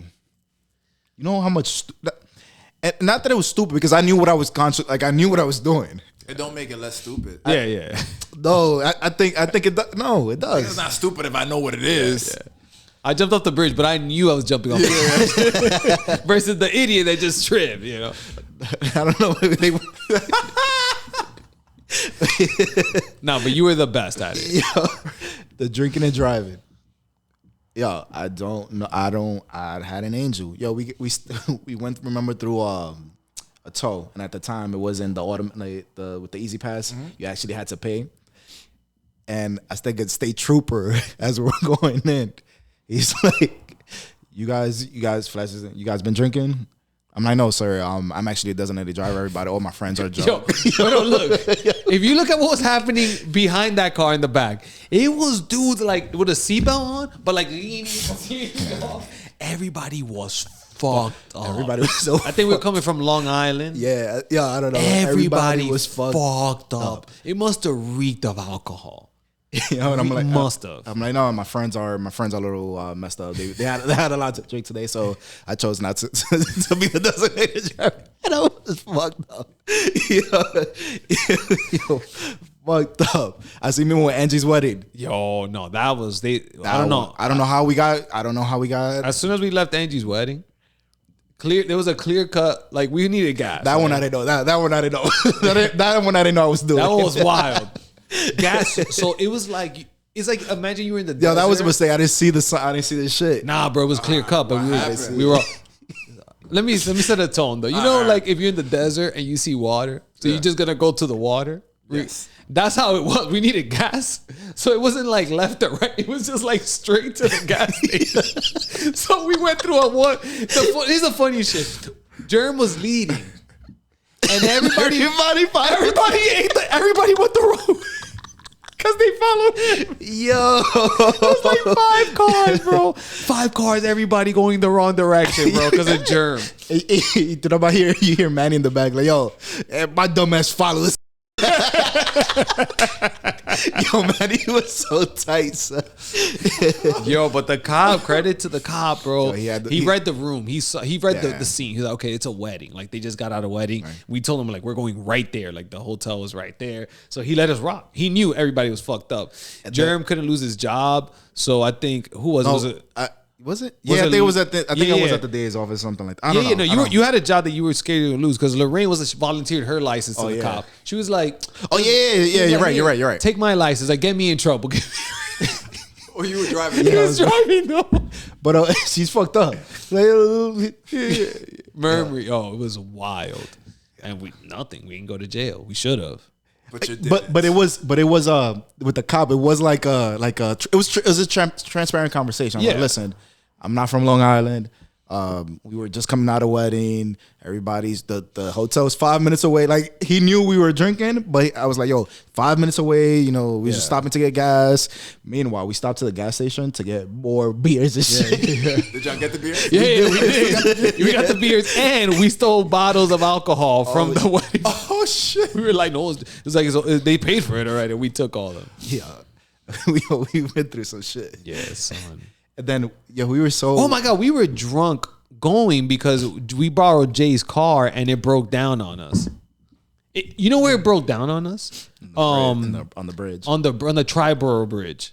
Crossing from the Bronx to Queens, bro. That shit right there. That Camry, the white Camry he had? No, it was the X5, no? The X5. Yeah, he had an X5. Yeah.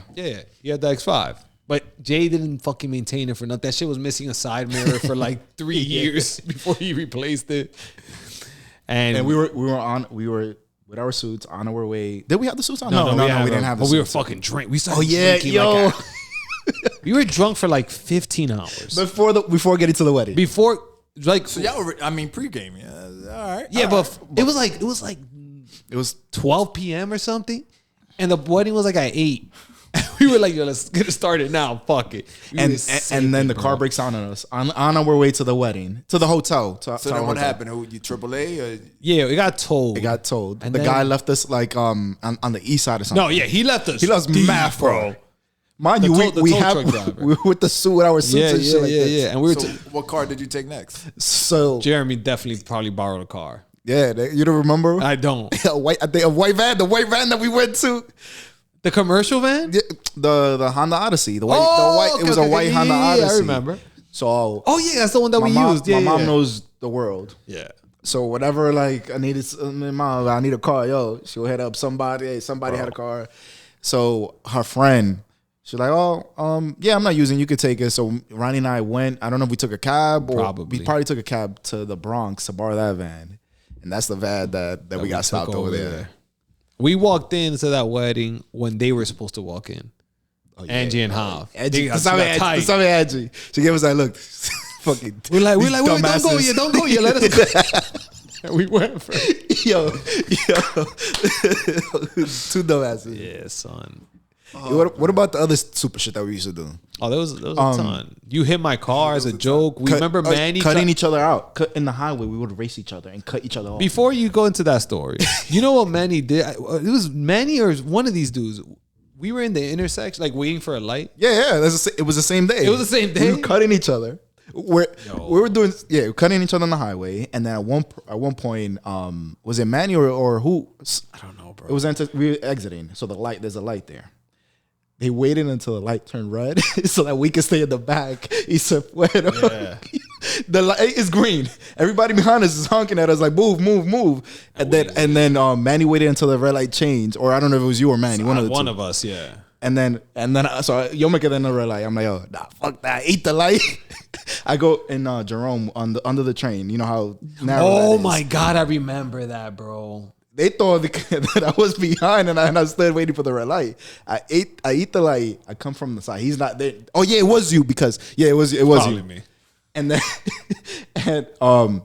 so he's like, oh, he's not paying any attention. You know what he's talking about, right? Jerome under the train. You normally the main side, the main. middle. Because they had the columns. Yeah, so mostly you got double park cars on the side, so you never expected anyone to pull up from the sides. Correct. Yeah, I literally run From- unexpected. I don't even know where Unexpected. like if this is the column I'm here, all I see is you. Oh shit.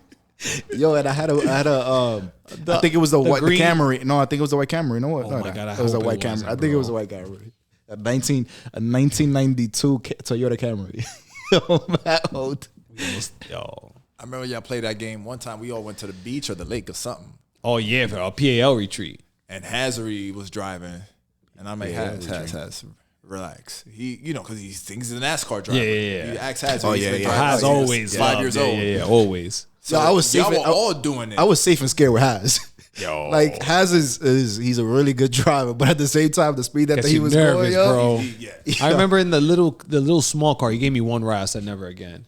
The Miata? red one. Yeah, the one. It was a Miata, he right? got at the inside. I don't know what it was. Whatever it was, that shit, bro. That shit used to fly. Mad nervous, man. Yo, to this day, he still drives it like that. yeah. Yo, I'm like, yo, Haz. I don't want to be a backseat driver. But Chill. That when we went that PAL Lake, whatever. I don't think I day, went.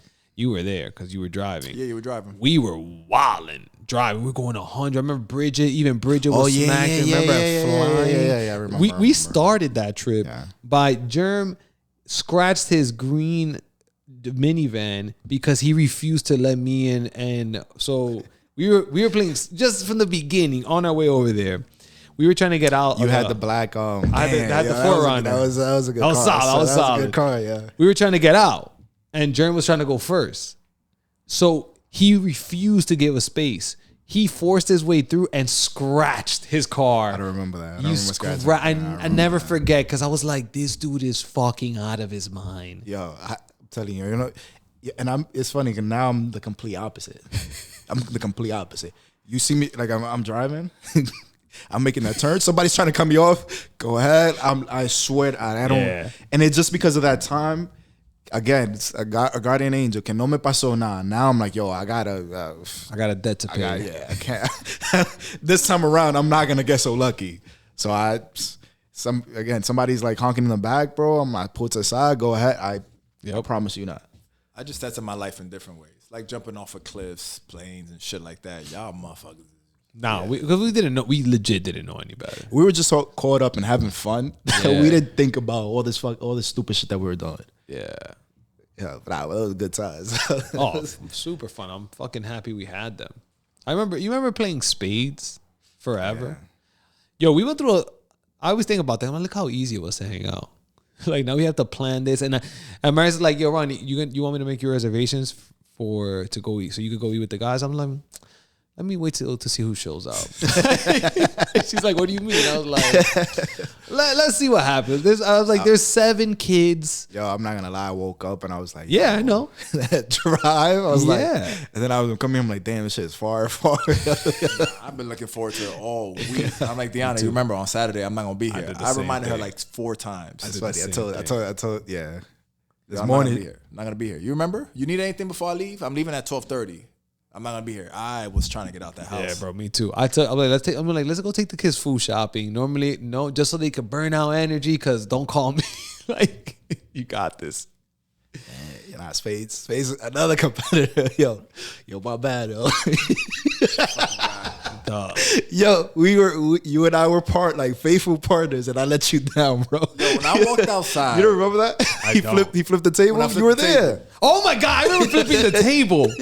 I don't remember a reason. We were dying. Yo, and I was hyping him up.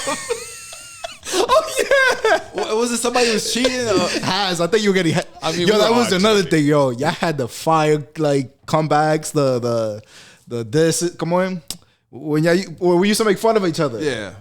You and Has going back and forth, and I always felt like, damn, y'all couldn't compete with y'all. Nah, Yo, mejor no, I wouldn't make fun of you guys. I wouldn't like, yo. With the witty comebacks, bro. Has was always Has. fucking on point. That's what bro. made space fun, yo. All that talking shit. Oh yeah, that was the whole game. So I think there was a point where Has was antagonizing you. He was the whole fucking game. But he knew that he cheated, or he knew that you called. He knew what you were that's doing. what it was. It was something that Yeah. that you pointed out, right? And he was like, nah, but you were like, yo, but you saw. He's like, nah, I don't know what you're talking about. That's not. And he kept Jeremy going. hyped me up. Yeah. I was like, oh, you saw it too? And like, yeah, fuck them. That's so tight. Yeah. And it was funny because I felt myself in the moment getting caught up in the bullshit, and I was like, "Fuck it." And No, you're right. It was. Oh my god, the jokes. We did it for so long. That's what I'm talking about. The jokes. Oh my god! Later on, when Berto would move, we would all go like that. Yo, but no, you're right. You were trying to stay composed. And I remember, like, yo, fuck that, Berto. But I also didn't know he was gonna flip the table. I thought you were just gonna walk out. Wow, So the jokes. I wasn't really. I wasn't like intentionally. I was just trying to like do a little something, but I guess I Nah, overshot it. you're tight. So you're But I wasn't trying to like flip that. That wasn't my intent. That Oh, was so funny. I let you down when we start storming out. I know, and I went outside. That's the point I'm trying to get to. And then at that point, I realized, like, yo, do I keep walking? I was like, I'm not going back. You better And I wanted to. We're gonna light you I'm up. not going back. Fuck that. It's like, Jeremy, where's Jeremy? I remember walking home. Fuck Jeremy. I don't know why I stood up. That Man, it was like fun. we were caught up, man. Well, it's just we like talking shit. Yo, talking shit, I miss it. Me too, bro. I don't get to talk shit. I love talking shit. Fantasy is the closest that we get to That talking and shit. that's why. But the league that we're in, no, with us, Yeah, isn't they fun. don't partake, no, man. No, because it's all like it's all business. Like, Yeah, they're trying yeah. to win. Everyone's trying to win. Yeah, everybody's trying to win. Yeah. The other one, That's why I brought you in, bro. They be When I'm bored, I'm like, let me just start it up with somebody. I haven't like, you know who these guys are, by the way? John, Joey. Remember John? He was in John, PAL. Joey. John and Joey. Oh, I know Joey. They used to call them the clowns. Yeah. Joey, Fernando used to chill Yeah, with them. Fern- Geronimo. Alex is Well, I don't know who John is. Oliver too. Oliver. They're all. Oliver. It's that's the fantasy league that we're in. With them. Oh, okay. That's what's So up. me, John, Fern, like Alex, who came a little after, we were all in the same fantasy league. I've been with them for like 15 years in that league. really? Yeah. They be talking shit. Again, because I don't have the comebacks, I don't engage. I call me Switzerland. I'm neutral. I don't mess with nobody. I talk hella shit. When I'm bored, I start Alex talk shit. Nah, but y'all good because they do it in this sarcastic way. I'm like, Yeah, nah, y'all got the fire. I'm gonna stay out of it. And then it goes by waves. Like they'll be talking shit about Ronnie, and then it moves to the next person. But then everybody also moves to the next person, starts talking shit. So they don't get fixated. It never becomes personal. Not like, personal. If they're joke, everybody for themselves. Not like the other league, but that should be getting personal. Olaf's cousin for years. Oh my God, Renee.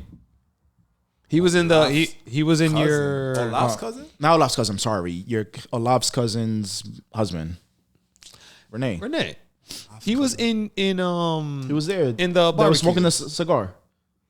Oh. Yeah. You say Olaf's cousin. yeah, I'm I thinking messed like up, I messed it's up. No, not I my messed up. cousin. No, Like no, it's yeah, from yeah, his side. Got you talking about Wallace's husband? Yeah, Wallace's husband. Yeah. What, that he talk shit? Oh my God, he Not that he touches shit. complains. He takes it personal. Yeah. Oh, really? Yeah, we be going and And then people be going and don't like do that because then there we'll was- go in. we had to. We don't. The last 2 years, we don't talk shit no more. Like people would just like it's just like dad jokes or whatever the case is. But before we would go in, put memes of each other, like Find make pictures and like shit add that. it and make like Chico used to always do the little baby thing to people. And I have a friend, Chris, who I invited to the league. Oh, great who addition. He likes to antagonize this shit. Like he keeps pushing the button and won't stop. And he kept pushing Renee. Yeah, Renee just flipped out at him. Yeah. Where he takes it personal, he'll curse and stuff like that. I'm like, yo. I love that shit. That's the fun part. But we got away from it because it was getting. Nah, it we was got to getting- set it up a was getting spades crazy. night and just talk shit. Yeah, Yeah. that's all I like doing, man. I just like talking shit. really pushing the boundaries is so much fun. I love that shit. We got it. Let's set it up though. Yeah, the thing is with us, bro, we're old. So like, you see how we planned this a month ago, probably. Like we have to plan. But we also been talking about wanting to plan it for years, and we finally pulled the trigger. Yeah. But we're here though. We did it. Yeah. Like we just got to plan it. We just have to be like, all right, let's meet. Even if it's 2 months from now, it don't matter. But like 2 months. So now you have to say no to everything now, like for that day. That's what we're doing. Yeah, I'm down. That's the only way to do it.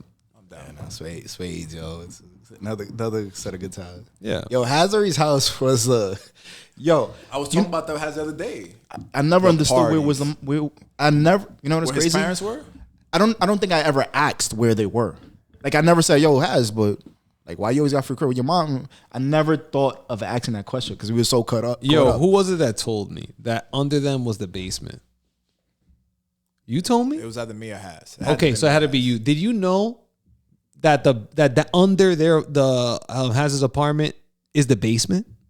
I know the building has a basement. No, I'm saying, but there's no apartment. There's no apartment, which is why. That's why no one ever called the cops on us. Imagine living under that house. Yeah, and like that little detail, bro, is big. Yeah, I didn't know that, but it makes sense because there's no apartments in the first floor in the lobby area.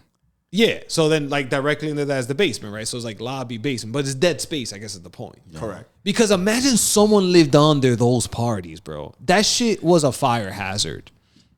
Yo, there was a lot of parties had there. And it was wild yo, shit. And the space is small. That shit look huge to us every time. Bro. Yo, that shit look huge, bro, man. That shit was so much fun. And it was always packed. Packed. Like we're talking like what? Where the fuck did we get these? Like, where would we recruit these people, I don't bro? know, bro. There was no social media like that.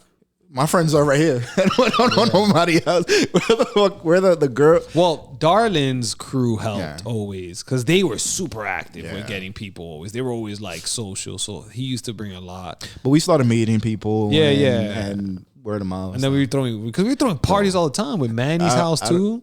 I don't know if we could put this. How we could start go this live. But when we went to those group of girls, I don't know, where'd you find those group of girls, bro? Let me see. I know from 190. It was I don't know where this group of girls came out of, but we started hanging out with them. Like, cause honestly, I thought it was a Spice Girls, bro. Like, they must have been mad hot. All of them. All of them. Yeah. I'm trying to remember. I know they lived in 190. But how did I find them? And it was like a magnet. When they first came and they met us, whatever. Like everybody matched with somebody. Nobody like spit game. Everybody was like, como que like naturally just attracted to each other. Y después de ahí, yo. Damn, I'm trying to remember. I don't know. I remember. That was a fire group. That was fun. Yeah. Because we used to party together. Like they used to throw parties in their house. And they used to lead the party. They were dudes. They would do the parties. They were come like we have a party. Like we were their thoughts. Yeah, we were their thoughts. Yeah, exactly. So like, yo, come through. Exactly. Like, yeah, exactly. And we were never in control. We were never like in control. That's right. They were the ones like, yo, but just for today, that's it. You gotta go after that. I'm like, shit. Yo, esa muchacha era picante, yo. Yeah, bro. I'm trying to remember. Maybe it was one of those parties. I don't know. Manny's parties were fun too, man, in his basement. What was your coro? I never was it. I know it was obviously Haz, but when you were hanging out with Haz, who was your like your go to? I know Emmanuel was at one point. I think during that time, E was. If I was 24, E was probably doing his master's, college. E was kind of. There was a couple years where E was kind of like just finding himself. Right, not that he was lost, but he was kind of like doing his own thing. Mm-hmm. I was just hanging out with Haz. I wouldn't do nothing if he was throwing a party there. I'll show up. You know, I'll try. How'd you feel again being in that like those parties that we would throw and being in that vibe, like, and then seeing us again because you and I had that relationship where very formal, everything, and then you saw me grinding on the corner with a girl. Nah, I was with it. None of that bothered me. I was with it. I was like, hell yeah, go ahead, do your thing, bro. You better. But did you feel like the old guy in the room or no? I did because I remember I wasn't always aware of your age. Remember Pamela? Yeah. Me and Pamela are like a year apart. again, I got introduced to her as like, yo, these are the girls you're coaching. So I always thought I was like her senior until one day we were talking. That's how we became mad cool. I'm like, oh, you're only a year. Oh, I'm rocking with you. Yeah, like we're friends. Exactly. Yeah. So to me, in my eyes, I didn't know how much of a difference it was, and especially that you guys were connecting with Hazard's little sisters, who again, Axarena's not that far apart from me. Now that I realize it. But again, I got introduced to them as his little sisters. Yeah. You're a little sister. There's nothing. There's no. That's what I was trying to explain to Noemi. So she never So I bring up the story. I'm like, yo, I saw her my little sister. I remember talking to somebody. So I was like, yeah. At that time, I saw Noemi like my little sister. Noemi was like, what you mean? What the fuck? I used to go drinking with you at party. How the fuck was I your little sister? Yo, we had this argument the other day. Does she not remember? No, but I used to tell her, like, she was like, yo, but I'm only 2 years younger than you. What are you talking about? I'm like, yeah, but you were Hazard's sister, so it was all hands off. Like, there wasn't at all. And she was the youngest. I feel like responsible for her. Right. Like, her mom, I feel like would ask me, like, what happened to her. Like, so I needed to know. That's the kind of, like, that's how I felt, you know? Yeah, exactly. Remember when she got drunk? Yeah. You were there, no? Hazard was tight. Yeah, because she got smacked in Manny's house. And then when we went upstairs, and then you guys went. Oh, I took her up. Yeah, I didn't go. Yeah, I took her up. But I remember you telling me like, yo, she was tight. She was vomiting in the bathroom, and then Hazard had a party going on with his friends or whatever. And I guess that party was important to him because I don't know, he had a girl there or whatever, so he wanted to leave a good impression. And then viene Noemi vomitando into the bathroom. Yo, Hazard was tight. Was I there? Probably. I think you were there. Probably, I think you were there. And Hazard started crying. Oh shit! I'm like, yo, you good? You good? I'm out. Yo, Roddy, go leave. Yeah, that's what I remember. Because I also never saw Hazard get upset. Oh, really? I've never seen him get upset. Well, it was always good times. We were still not hanging out heavy with Haz. Yeah. Noemi was still here, living here. Right. It was after Noemi went to college. Yeah, it was after Noemi. That's when we started like hanging out more. Because I started hanging out with them because of comedy. That's when I started going. I used to go to Hazard's house because Haz would be like, I remember I met Noah. What's his first name? He does Trevor Noah. Haz introduced me to him. His first ever special that we all went to Hazard's house. Me, you, and Haz went to see it. That's in his little room. Yeah. Yeah, and that's how I started hanging out with them. It's because then I'm like, oh shit, I'm hanging out with like Ina and Noemi, and then I started hanging out with them because we started fucking comedy and then talking shit from there. Right. Yeah, man. Yeah, we old now. Look at us talking about 20 years ago. And now everything I talk about is setting up for the future. That's all I fucking talk about now. Mm-hmm. I be wanting to ask people like when we're chilling, like, yeah, jokes, yeah, but what are you doing financially? And I don't want to be that guy, you know what I mean? But it's just like I really don't. Sometimes I don't care. Yeah, like, I don't. I just want to know. This interests me. Like, how do you? So, do you ever take a moment to like at least decompress and like disconnect from thinking about that? Because that's my problem. I'm thinking financial moves, blah blah. So right now, that's your focus. That's what you want. Do you ever ever feel like you need a time to just like? Nah, because this is what the way you describe PAL and dreamers and like just having fun. This is my fun. Gotcha.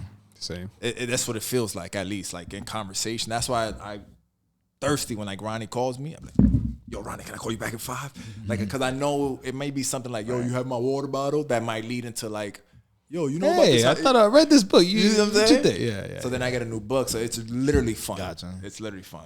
For me, it's like balancing that out. Like I'm always my mind is weird. I'm always thinking about shit like repeat. The house, finance, the investment, blah, blah, this, the kids, this, and it's like a cycle. I'll think about this shit for I don't know, for the next 30 seconds, and I'll change the topic, and like my mind is always like going back. So I bring it up because I feel like I need to sometimes to like get out of that, right? Because I feel like it'll help me start mapping what I actually want, and I don't have, because I'm always thinking, I don't have the time to just like. Do you feel like you're doing it on your own? Yes. Do you feel like you have a thought partner? Yeah, but my partner has her own. So the answer is no. Yeah, you don't really have a thought partner, and it's not a negative thing, right? And I wasn't even meaning no. What's a thought partner? I meant like you are my thought partner, right? Okay. In particular, when it comes to like talking about finances, there's somebody that I know has an interest in it, who I can bring it up without it being like a burden. It's not gonna feel like why we why did we jump from talking about comedy to finances? Like, it's not going to seem weird. Right. So he's a thought partner. I can just call you, Ronnie, I have an idea. What do you think? And they'll be like, you know how Ronnie is. You know, what you got to think about. All right, cool. And it's just a random idea, but I know there's no. Gotcha. So I'm saying this to say, like. But no, I think it's what I'm saying is I flood myself with too much. No, I hear you. And what I'm trying to get at is like the joy of being able to do it with somebody that you know. Yeah, like Got it. that's like it's not a bad thing he's saying. It's like it's a cool thing. It would be cool even to share with someone. Yes. And then I think, Okay, I got you. I think it'll alleviate some of those things. Get it out of my mind and just put it out Possibly. there. I don't And not really to know. someone like I wouldn't same thing. Like I don't burden Amaris with the fucking 99% of shit that I want to talk about finances. I just be like, just put that to the side, like, because then to her is like, what? That's what's going on with me right now. Yeah, like When I try to do that, No, they don't it's want to never- listen. They don't want to listen. No. It's not the moment. There's zero Why do we? figure that Why shit do we out. have to think right now about it? Can we talk about this tomorrow in the morning? Yes. Like I'm just trying to decompress and watch TV. So I guess to And answer your you question, don't no. need to figure it out. The same way I'll call you for tax questions. I learned that I don't need to figure it out by myself. And even still, when I call you, I feel like I'm bothering you when it comes to really? tax. Every time I feel when there's a tax question, I'm like, damn, I ain't hit him up all month. But I'm be like, hey, Jeremy, so Nah. who's taking on the kids this year? Nah, You know nah. what I mean? I never. I don't think you should ever feel that you're bothering me at all. But I know this, but it's still because it's a tax question, I associate that with bothering. So I'm saying if you had the opportunity to do the same thing You with know, us, was my anxiety on the flip side? what is it? Trying to have an answer for, or I'm like, damn, what if I don't like, you know what I mean? Like hoping that that every time you come to me with a question about tax, hoping that I know the answer or the solution to that question. Yeah, we're stressing each other out. There's no stress. take a chill pill, guys. No, but I mean, again, it's so. If I show some sort of uncomfortable, like make you feel uncomfortable, it's because I'm trying to figure out. You don't make me feel uncomfortable. Okay, it's just in my mind, I'm just like, he passed my shit to do. It's Oh not no, even no, tax no, season. no. You know what I mean? Like I'm calling you about that. taxes. No, my anxiety comes of like having to try to. Because I'm supposed to be a tax expert, right? You know what I mean? You're not supposed to be the tax expert in my So eyes. I'm like, damn, I gotta. Yo, before the call, I literally do like research. I start reading, like, go. You know what I mean? I'll talk That's to why you my don't friend. pick up. Yeah, I'll hit you up later. Yeah, I got you. Let me look. No, most of the time I'm at work, so that's why I always tell you like after 6. But yeah, I start Googling. I'm like, yo, send the question first. And then I'll get to you with the answer. Same thing with Roddy. Like I'll try to figure it out. Yeah, but I'll be throwing wild shit at you on purpose. I'll be like, I'm sure you'll be interested enough to follow through with this. I can figure it out. I just won't be interested. Right. As opposed to you'll like engage in it. That's how I see it. Nah. That's a good point. And it's funny, like the software that I use, again, because going back to like hoping that I always have an answer for everything, which to me, I guess I almost second guess myself because of that, if that makes sense. But the software that I use is like old school software. So you remember like F1 and you go to the next one? Oh, like DOS? It's almost like that. You don't literally need to use F1, okay. Yeah. but that's how old school the face of it is. Okay. So like you really need to know every single shit, right? So then this time I'm like, yo, let Berto ask a question. What the fuck am I like trying to figure? If I could figure that with this that software, I gotta know my shit. Yeah. So hit the question. I'll be like, yeah, send me the question. Oh shit, freestyling. Yeah. Just throw a word out. I've recently I've started doing that. Yeah, man. I'm like, yo, I throw shit your way all the time. But I'll get one idea, watch a Mark J. Kohler video, and I'm like, okay, let me see if this is real. I'm like, yo, Jeremy, I'm thinking I might do this. Does this make sense? And I don't expect you to know the answer. I just hope. I'm like, so he likes this. I enjoy taxes. Yeah. I hated the accounting part of things. Makes sense. I hate my major is accounting. That's what I graduated in, and I have a master's in that. And But you love taxes? What's the difference? It's different accounting. So accounting, you have the general ledgers where you're doing the credit debit and you're inputting and you're doing that stuff. And It's like what Hob does. the statement. I honestly don't know what the he end does. of the I don't year. fully understand what he does. That. All End of the year numbers, putting them in a balance sheet. okay. That's really it. That to me, I find it boring. With the tax stuff, I feel like it's a little bit fun. Like, oh shit, I got them the jackpot. You know what I mean? Like You got figuring out ways. 18,000 like, of oh, tax code to shit. play with, you know? Yeah. So that I find fun, and like, But the accounting stuff, I get it. Yeah, it makes sense. I mean, that's, by the way, going to get replaced by ChatGPT AI very soon. that's Because another, it's mundane, it's boring and repetitive. right. But what like the softwares now that they have, like Turbo and Yeah. The thing that I have, like that company, the self-employed app, QuickBooks, QuickBooks. Yeah. they all do it for you. You just literally, it walks you through how to do your taxes. When they get complicated is when I think you need a tax preparer is when the stuff that you guys are getting into now. Yep. That's when you really need somebody to sort of like coach you, or not coach you, just understand what you're entitled to, how to like what you can I want to pay what I need to pay and not a cent over. Right. That's it. But everything else, like if you just put in one W-2 and it's sort easy. of straightforward. Especially with the standard deduction now, it's hard for you if you're a W-2 to beat that standard deduction, right? It's like 14. Yeah, no, As of last year or some shit. I think it's like, wasn't it 12? Maybe. But yeah, like most people aren't going to beat that standard deduction if you have a regular W-2 most of the time. So you can probably do it by yourself. Maybe you're losing on a little bit. And it's funny. I've been learning a lot more through the business stuff. Like I've been trying to teach myself. And it's funny because the guy that I've been working with for years, who's older guy who has a lot of experience, he has he knows nothing about like the business side of things and like how to even input it at all, to be honest. And so I've been like teaching him, and like we've been kind of walking through. But it's funny. I'm like, yo, damn, I don't even need to go to you no more, bro. So it's been pretty cool. Yeah. You gonna get your CPA license, or at least learn about it? Nah, I don't want the CPA license. You don't want to do it at all? Nah. Didn't you talk about opening up your own business for the taxes? So that's been an on. I don't want a business. I don't want a storefront. I don't want to invest. Yeah, I feel you. It makes sense. I don't want to work that hard either. I don't want it's too complicated. So I like what I'm doing, just like side money, whatever. I know for a fact, especially with the partner I have, that if I wanted to push it and get a lot of clients, I could. Because her marketing, she's not fearless. She likes talking to people. She likes socializing. But I don't know. The business side is not for me. I get it. It's too much. You work more than 9 to 5. Exactly. Yeah. Like I'm always free, but I'm always working because I'm always free. Like I don't get to choose. You're on call. Yeah. It's luckily for me, I enjoy it. And even when I'm working too hard, I'll be like, whoa, I'm working way too hard, right? Like we spoke about that. But that's the other side. So if you like it, then doesn't feel like work. Right. And then what we spoke about recently was potentially becoming a lawyer. Yeah, it was law school. That's what it was. So I just assumed CPA, lawyer, but law. So I've been considering going to law school for Nice. the last year or so.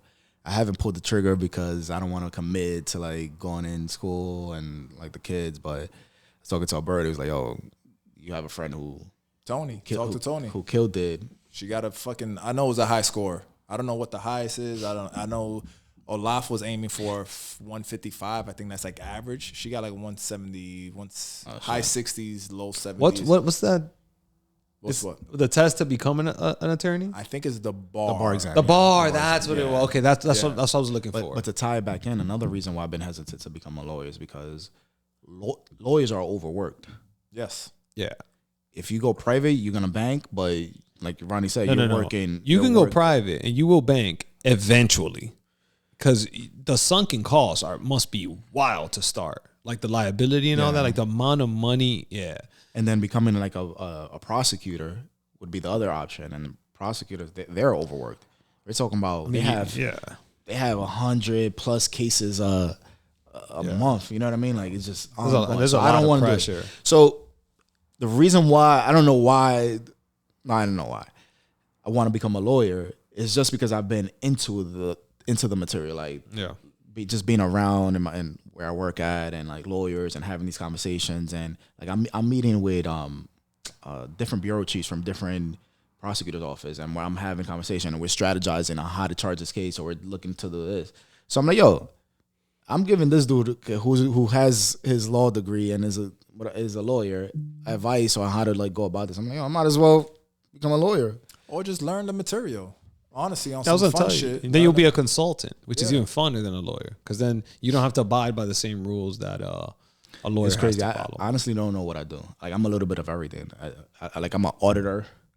At your job. And my job, we audit stuff, we identify the problems, make recommendations, and all that stuff. So, I honestly don't. I honestly working. This is how it's crazy how much we've all matured. But I used to hate writing. Math was my thing. Hated writing. Now all I do at work is write. All day writing, and it's to the point where like now I can write, but before, yo, you read something I put together, like because I was lazy, I didn't want to do it. Is it surprising? Like anything else, you It's do everything it enough. else. That should have catch up, and you to get good at it. Now I'm writing like public reports and stuff. The good thing is we could pass that down to our kids. Because look, you talking about being an attorney. We be talking about real estate. And it's like, the ball's on you, Ronnie. And that like, I guess, mindset, I like that I can pass it to my kids. Like, my parents would be like, Ronnie, just please, just get a job, bro. Like, that's success. Because that's all they know. So then we kind of create like these fake, I guess, what do you call that? Ceilings. We create these fake ceilings, right? Like maybe when you were 21, you didn't have the balls to say you wanted to go to law school because you're like, yo, I'm just trying to like get a fucking C+ so I can keep my financial aid. Like, but it's because right, and then you like, because I don't think I'm smart enough or whatever, and then you like, everyone's dumb. Like it don't even matter. Like attorneys, I used to be afraid of attorneys because I'm thinking like, oh, they know everything. And then as you get older, you're like, oh, motherfucker, you don't know shit. If I put in as much work as you just have something that gives you the official license. That's all. Doctors too. The last time my doctor tried to give me advice, I pressed him. Oh yeah, he told me the story. Pressed, and she was like, you got it. Really? Yeah, because I'm like, I'm into health heavy right now, so it's like. I'm like, it's just, I like it. So it's fun now. So like, I keep up to date with what's happening. Like so I'll press you now. Like I get I read my own blood results. Like I know where I want to be. Like I'm not going based on the average because the average sucks for America. Like I have my own standards for my blood work. Try to give me advice. I was like, don't ever do that. She knows you'll never do that again. Told me stop eating eggs. I was like, wait, why? I was thought eggs were good. The fucking old school mentality The of like yolk is supposed to be high in calorie. Cholesterol. Yeah. Cholesterol. But high cholesterol is not a bad thing. I like that's that might get misconstrued. Cholesterol, high levels of cholesterol alone do not dictate any issues with you. Got it. Like for you to just be like, you got high cholesterol, so like that's bad. That's not how it works. So I explained that to her as well. I was like, no. And she was like, stop eating eggs. I was like, the fuck are you talking about? Yeah. And like the yolk, it has the most cholesterol. It also has all the vitamins. Oh, I didn't know that. Yeah. All the vitamin. Think about it. That's what do you call that? That's the thing of the egg. Like that's the fuck, I don't know Not the word. the nucleus. You get what I'm saying? Yeah, That makes sense. Like yeah. that is where everything's located. So all the B12, all that stuff is in there. Yolk. Yeah. So like, of course you want to eat that. The white is where the protein is. Does it matter if you eat it? Doesn't matter. Okay. The only thing I would say is like try not to use like canola oil when you make them. Got it. No, I use avocado oil. That's perfect. The avocado oil, coconut oil is solid. I don't like the way it's coconut. I get it. You can even use bacon grease. Is great. You know that? Oh, word? Yeah. It's like if you guys can ever cook with bacon, like I like to do bacon first.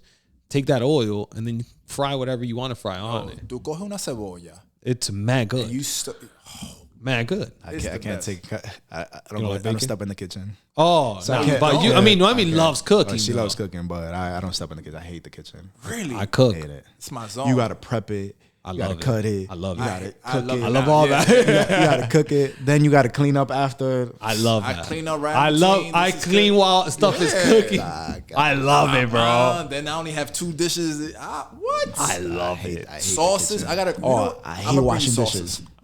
Dishes? I love hate it. washing dishes. It's therapeutic for me. Yeah. That shit is annoying. I've never, as a kid, liked Oh, washing. I don't mind. For years, and when I say years, I mean the last 3 or 4. Every time I would wash a dish, I would be like cursing out Deanna in my head, whether she left it there. Yeah? Or not. Every time. I love it, And man. now I just understand that this is my role in the house. I wash dishes and I'm all right with that. But for years I'd be like, fucking bitch. Fucking I do other stuff like I clean the bathroom. She don't like cleaning the bathroom. Okay. So I clean the bathroom. She cooks, does the dishes and all that stuff, and I do like other all the other stuff that she doesn't like to do. That's a compromise. I hate the dishes. No, but that's great that you guys have that. Like the role, like the back and forth. I mean, I remember talking about that the other day. Like, yo, thank God that me and you are not the same. Like, you know, like thank God that like you're, because the other thing, like the kids win too. I always tell her that. Like when me and you don't agree on something, I think it's like a blessing for our kids because now they get to see two strong point of views and now they get to choose from two, as opposed to seeing what we're saying as religion because we both believe it. So in their world, it's like they both believe it. It's how do you guys feel like the kids are coming out? Like, not coming out as a bad word, but developing, or like do we see us in them? Do we see, I don't know, the next big thing? I don't know. Do we see our personalities in them? What we were talking about earlier, like remember you were pointing out that Dave mentioned that we were sort of like that different breed. Do we see that a new breed with them? I know my kids are very much so like me and Dion as far as like manners. Okay. Not that they have perfect manners. They're fucking kids. They're 8 and 9 years old. But like they know when they walk in the house, they say hi to everybody first before they take off with their friends. You walk in, you say hi to everybody. Even if you go, hello, whatever corny shit you want to do, but you say hello, then you take off with your friends and we don't have to see you for the rest of the day type shit. I do see like mannerisms, like, but like stuff that we treat each other in that way. We're intentional. Like King David would be like, oh, I'm buying something for a lollipop. Oh, Ilani might want one. He'll think of Ilani. Ilani does the same thing, little shit like that. No, but I'm more of like the go getter, the creativity mind. You know what I mean? Like, do we think that we're molding them in that sort of like that direction? I think so. At least mine, I would say, I think so. Yeah, I think so. They see me draw all the time. So like Ilani would draw. She made a pillow the other day. She stuffed like paper. She cut up matte papers. See, but she's a beast too though. Like the sports too, the dancing. Yeah, she's mad athletic. Mad athletic. And King David too. He's mad. He's fucking more than I like to admit sometimes. Yeah. Well, I mean, you and Deanna are fucking athletic. Yeah, and Deanna's a legit D1 athlete. Yeah, that's what I'm saying. Yeah. So it makes sense. Yeah, like I guess the traits that we have, some like that go getter, that like I'm hoping that's what that Emmy picks that up, Ellie picks it up, and like we can continue that. Yeah. Emmy is fearless. She has more of like a laid back personality, but she's fearless. Like she's open to do whatever. Like she got on stage doing the ballet thing. What else? It's like general. She's more, and she's a lot like Abby too. Like they're very, very independent, very alpha, very like know what they want, whatever the case is. So I like that. That's what I'm saying. Like I like that alpha in them. And the little one, Spicy. Yeah, she's gonna what do you call her? She's not alpha. She ain't a beta. She's a mutant. She's a mutant. She's SSCA. She's both of our personality in one. Yeah. Yeah, both. Like she's feisty. She knows what she wants. She's actually a quicker learner than Emmy was. Started talking first. Started walking first. It tends to happen though because she has somebody to look up to. Yeah. Yeah. The second one always tends to do. Yeah. You walk faster. You know what's a really, really good book? If you guys are ever bored, it's not like a learning book. It's like oh shit. Like it's called Outliers. It's by Malcolm Gladwell. Point is, all he does, the whole book is about like that. Like explain the psychology behind what you said.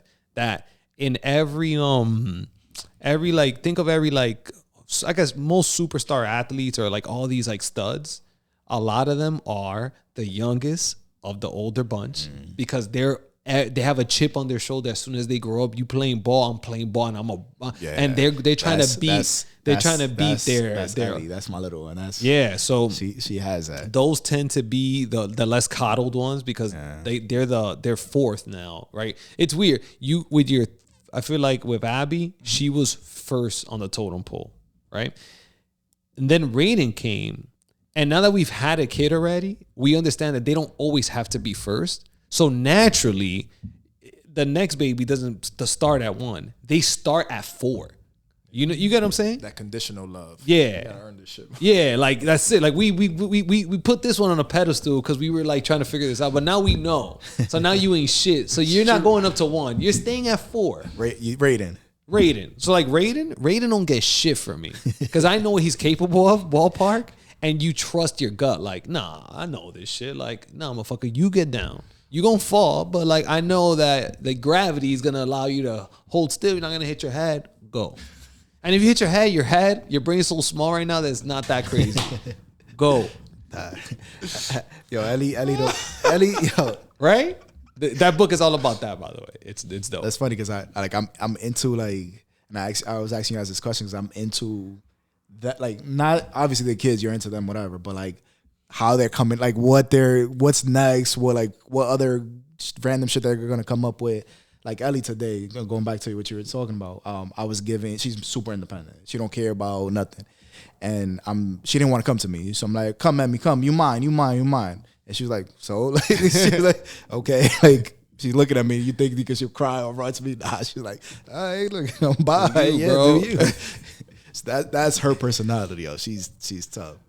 But every day, you know, she does something new. I'm like, oh shit, yo, you know what I mean? Every milestone, we're like, oh shit. So like I'm into those milestones. Yeah. You gotta, that's the one thing I took from everybody. Like, pay attention, create your memories. Right.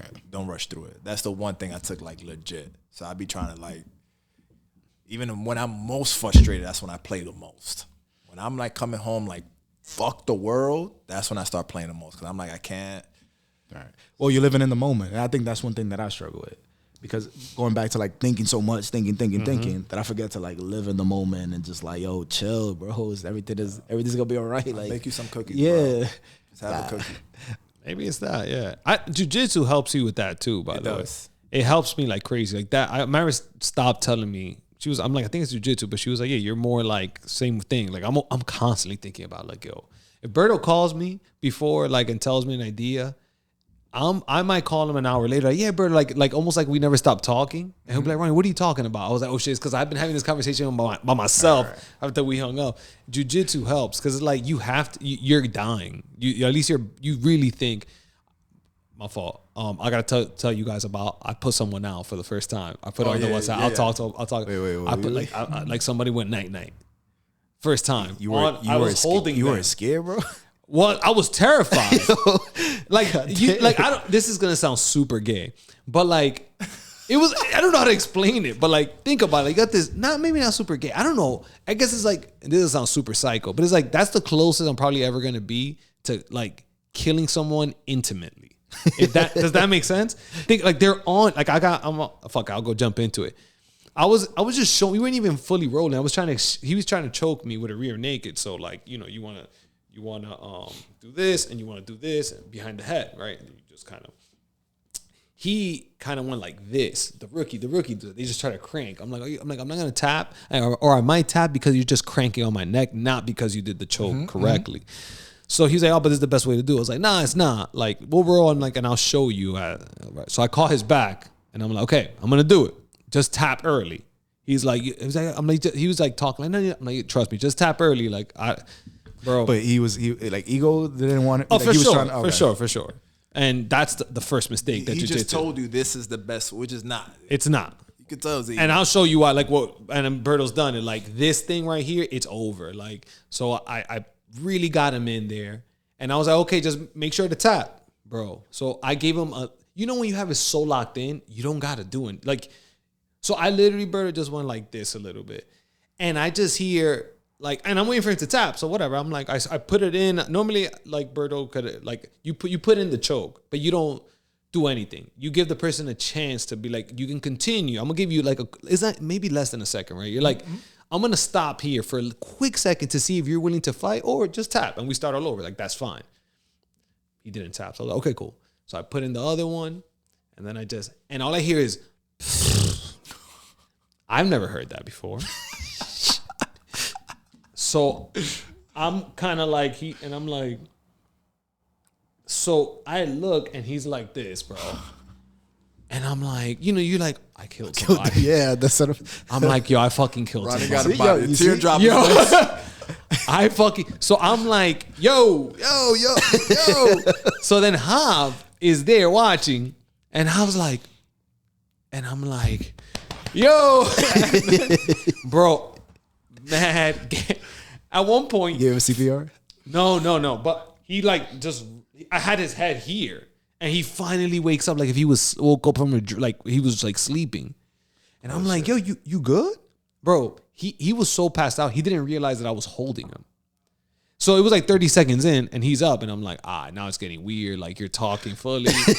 Like, do I tell him now, like, yo, get off me? Like, you know, yes. I don't know. So I'm like, yo, bro, maybe move over a little bit. He's like, oh shit, and I'm like, no, you good, bro? You fainted, and yeah, and then like he's like, yo, like. What was I like? How long was I out for? I was like, like 30 seconds. And then the other guy that seen it before, one of the veteran dudes, like, yo, bro, all I know, bro, is that Ronnie bought out baby oil and like some Diddy shit. I was like, and I'm like, and this kid's like, you know, he's not like, I'm like, young kid. Yeah, like I'm like, don't make fun of him because like, you know, the kid's freaking out right now. He don't know why I'm freaking out too. He was wild, bro. He was like, you want to roll again? I'm like, no. Take the day. I'm like, yo, you should take the day, bro. I'm like, yo, I bet you he does your move now from now on. Bro, he's kind of avoiding me, like, and I get it. Like, he feels like, you know. Wait, so nobody responded? Like, you were there on your own for a while? I mean, I would have been. With the owner, I would have called. Everybody was. The owner was right next to me. Like, okay. You know, he asked him like, hey, are you okay? It's like, bro, I heard Ronnie tell you numerous times, you gotta tap. Like, and the guy's like, I didn't know, and it's like. You learn now. You know. Yeah. Now you know. You ever been in a choke and not felt the choke but started to pass out? Oh yeah. I'm saying that could have been possible. I've been in a choke where I'm like, I could fight this. I can be here for hours. Because it doesn't hurt. It's just feel a little pressure, but it's not a choking pressure. And then one time I went like this, and I happened to tap on the way down. Yeah. Stars immediate. Yeah, I saw stars because I couldn't tap. I didn't know what else to do. I forgot what he had me at, but I couldn't and I couldn't breathe. Oh, so y'all go hard then. Because to get to that point, no, not necessarily. It's like going hard. For example, in jiu-jitsu, going hard would be me and Bert are standing, and like let's say I get his hips on top of me. So going hard would be if I lift that right leg up and slam Bert and catch him in side control.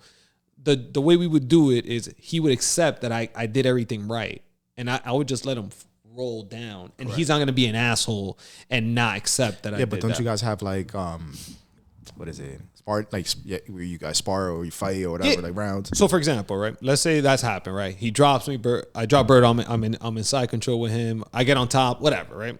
Let's say now I grab a hold of that arm to do some kind of arm bar, right? When I grab that arm, I'm trying to break his arm, rip his arm off.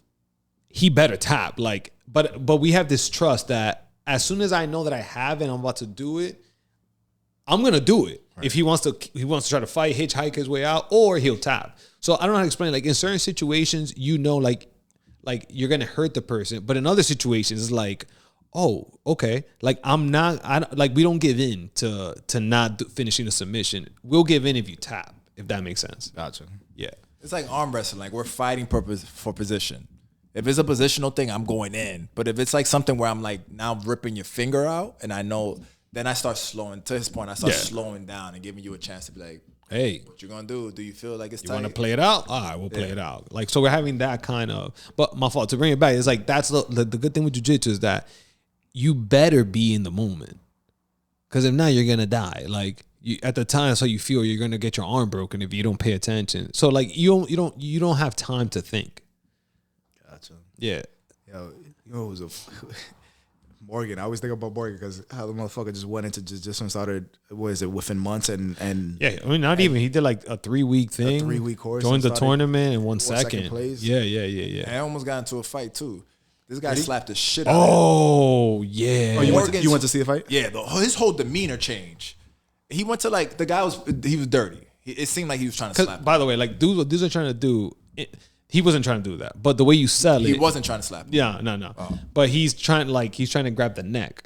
So like you kind of like you're like playing, but you're trying to fucking pull that neck. But gotcha. but in and he that, was doing that to Morgan.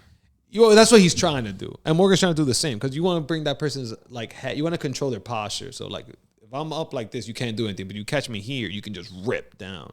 So I guess what I'm saying is like to picture that, like that's what they're trying to do. Okay. And to do like Slap overdid slap it. the shit out of Morgan. So then Morgan slapped him back. Literally, He just he started went slapping from each like a jiu-jitsu, whatever his jiu-jitsu stand was, he went right to this. To hit him with like a and jab, hit him with a right? And Morgan then, did that. that's the first thing he did. He got his little slap back, and then he went back to jiu-jitsu. Yeah. In the moment. I was like, this guy's crazy. Yeah.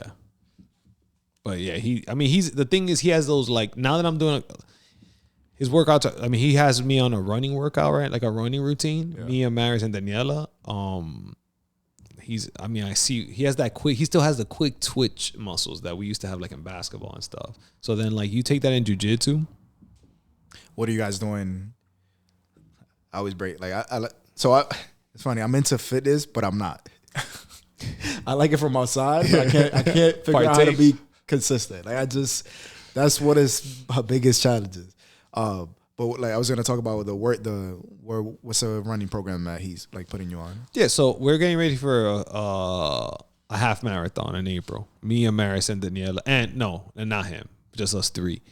So yeah, he's doing like a 5-week program right now, and then it's still too early, but we wanted to like experience it. But it's like we do, for example, this week it was 4 miles.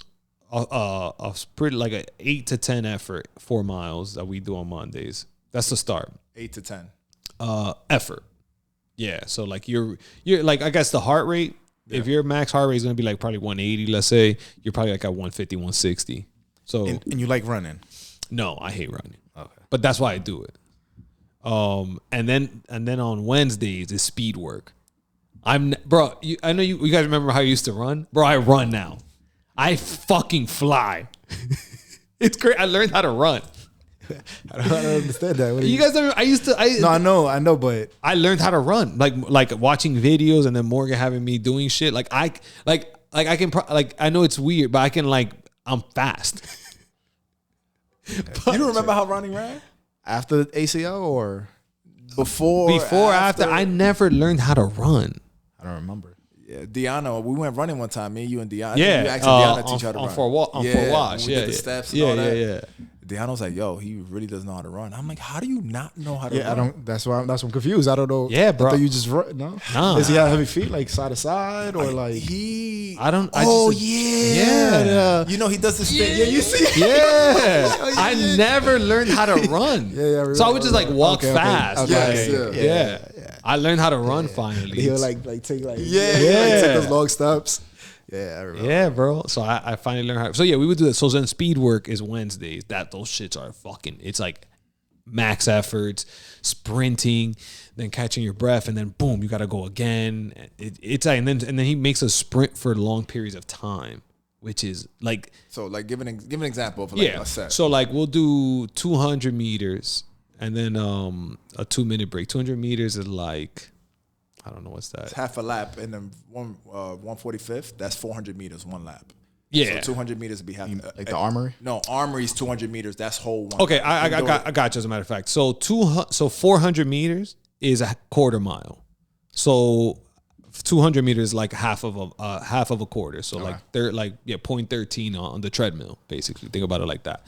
But you're sprinting, and then the mind games you play with yourself is that like no one's there to tell you, like only you know if you're like fucking bringing up the RPM. So like that's the mind games I'm playing. It's like, damn right, just chill, bro, for the next one. And then it's like, fuck, bitch, shut the fuck up. Like you gotta go hard. So then the next one will be like 400 meters. So then it's the full lap, but it's like. People don't understand. It's a full lap of you going as hard as you can. So that shit is hard. How many sets? Oh, how many reps? So it goes 200, then a 400, and then maybe like a 600, and then a 400, and then a 200. Max effort. He has it, max effort. So when you come out of there, you feel like you got a headache, like you're about to vomit. I used to run track in high school. That's just the worst. You guys ever ran on a track? Yeah, I mean, that's why every Wednesday I run on a track. No, but like an indoor track? Yeah, like the armory. Like the armory. Yo, doing those like 600s Yeah. or whatever in that tracks, I see it again Cynthia every single time. Yeah, bro. Like, wanting to vomit or headache, whatever. That's every Wednesday first. And then Saturdays today is our long mile. So like this morning I did 6 miles. And then next week is 7 miles.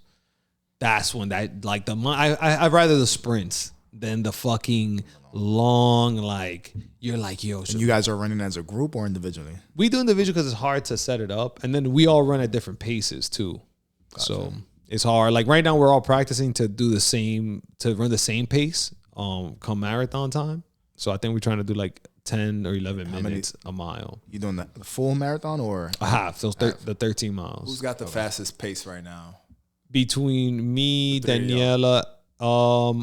So we ran the Dykeman 5K and I had the best time. Okay. So I'm running. If I push it, I can do like right now, like an 8-minute mile. It's probably like. So you moving. Yeah. I mean, if on a sprint, I can go like, I can't hold it yet, but I can do like a 5:30, 5:50 pace for like half a mile. But then are you trying to slim down too? Or? No, I'm just stressed. And jiu-jitsu though. Oh, jiu-jitsu too. Right. But I only do it once a week. Got you. This week I did it twice because of the break. Yeah. But only once a week really for me. It's the only time I can go Mondays. Yeah. And even when I don't want to go, to your point, like when you're like, oh, I can't Go. I force myself to go every Monday. And you never regret it, I'm sure. Never, Yeah. never. I never put it in the moment. No matter how much times you never regret it, that's not what gets you going. You know what I mean? Like you think, like remember how you feel after. I've never really. No.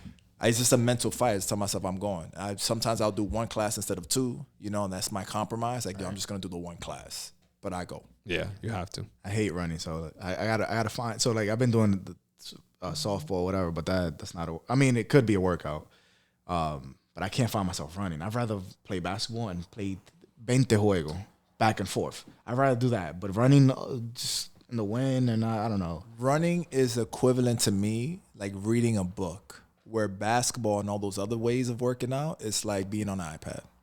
Right. Yeah. Being on the Switch. Yeah. This is man. Yeah, exactly. You pause, you run, you pause, you run. Yeah. Where running is just a constant.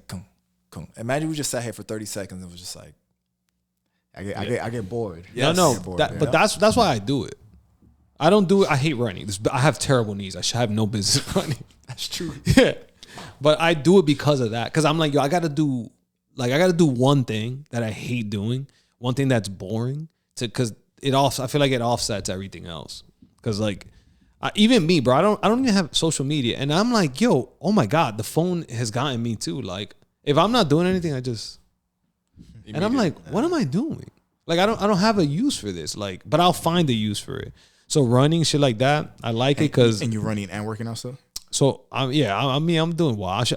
I'm gonna get hurt sooner or later, but I'm fucking going to the gym. I go to the gym 5 days a week, jiu-jitsu twice, and then running 3 times. So like those Monday through fucking Thursday, there's an overlap. So I go to the gym. I do 2 a days: Monday, Tuesday, Wednesday, Thursday. So Monday I go to the gym, run. Tuesday gym, jiu-jitsu. Wednesday gym, run. Thursday. What do you do for recovery? I don't eat. It's just everything I do is locked in. Like the amount of vitamins I take, I take like 16, 17 pills a fucking day. So you're just like optimal all the time. Optimal all the time. Which I like. Yeah. Amara's like, you're a psycho. I like it. It's like, for me, it's like, it keeps me going. And I'm fucking sharp as fuck because of that. Because of the pills? Because of everything. Like there's not, like, I'm... Like, I don't like mentally, like, I guess, because there is people, this shit's corny, but there is a connection, mental, physical. Like, I feel like if you do something physical, it makes you better mentally. And if you do something better mentally, I feel like it helps you physical. Yeah. You know what I'm saying? It sounds corny. It sounds like very, Nah, this makes sense. There's a lot of science behind it. Rex and endorphins and all this other shit that happens to your mental when you work out. Never heard it the opposite way, though. But I could imagine the philosophy behind that is like that whole quote that says like what you think is what the actions are gonna follow. You know what I mean? So if you think some bullshit, you're gonna do some bullshit stuff. But if you think some positive stuff, your actions are gonna follow behind that too. So yeah, that makes sense. Wait, so what helps you stay consistent? Because that's my biggest issue. Yeah. Like over the summer, I was going hard. I guess I had a motive. Whatever the summer came around, I wanted to, but I had 6 months. I think 6 months going hard, and then I stopped. It always for me is always that one thing. Like what stop is the injury to my thumb. Now I can't like really grip the bar. So like, what helps you stay consistent? I wonder how you're gonna answer this. No, yeah. I thought. I guess the thing is, there's two things that I learned for sure. That helps me. Number one is well, one advantage also you have is time. Well, yeah, for sure. But I guess what I do is I first go with like, okay, what makes me happy? Number one, I feel like, because you're not gonna do anything that doesn't make you, like you said, running. You could say you're gonna run, but the thing is, if there's not a infinite mindset to that you're gonna do it forever, then just don't do it because you're gonna stop. Like, you know what I'm saying? That's what happens. So I told myself, okay, what makes me happy? I write everything down every year. I'll be like, what are the things that make me happy right now? How do I do that the most? And then I'd be like, okay, Ronnie, remember, this is what makes you happy.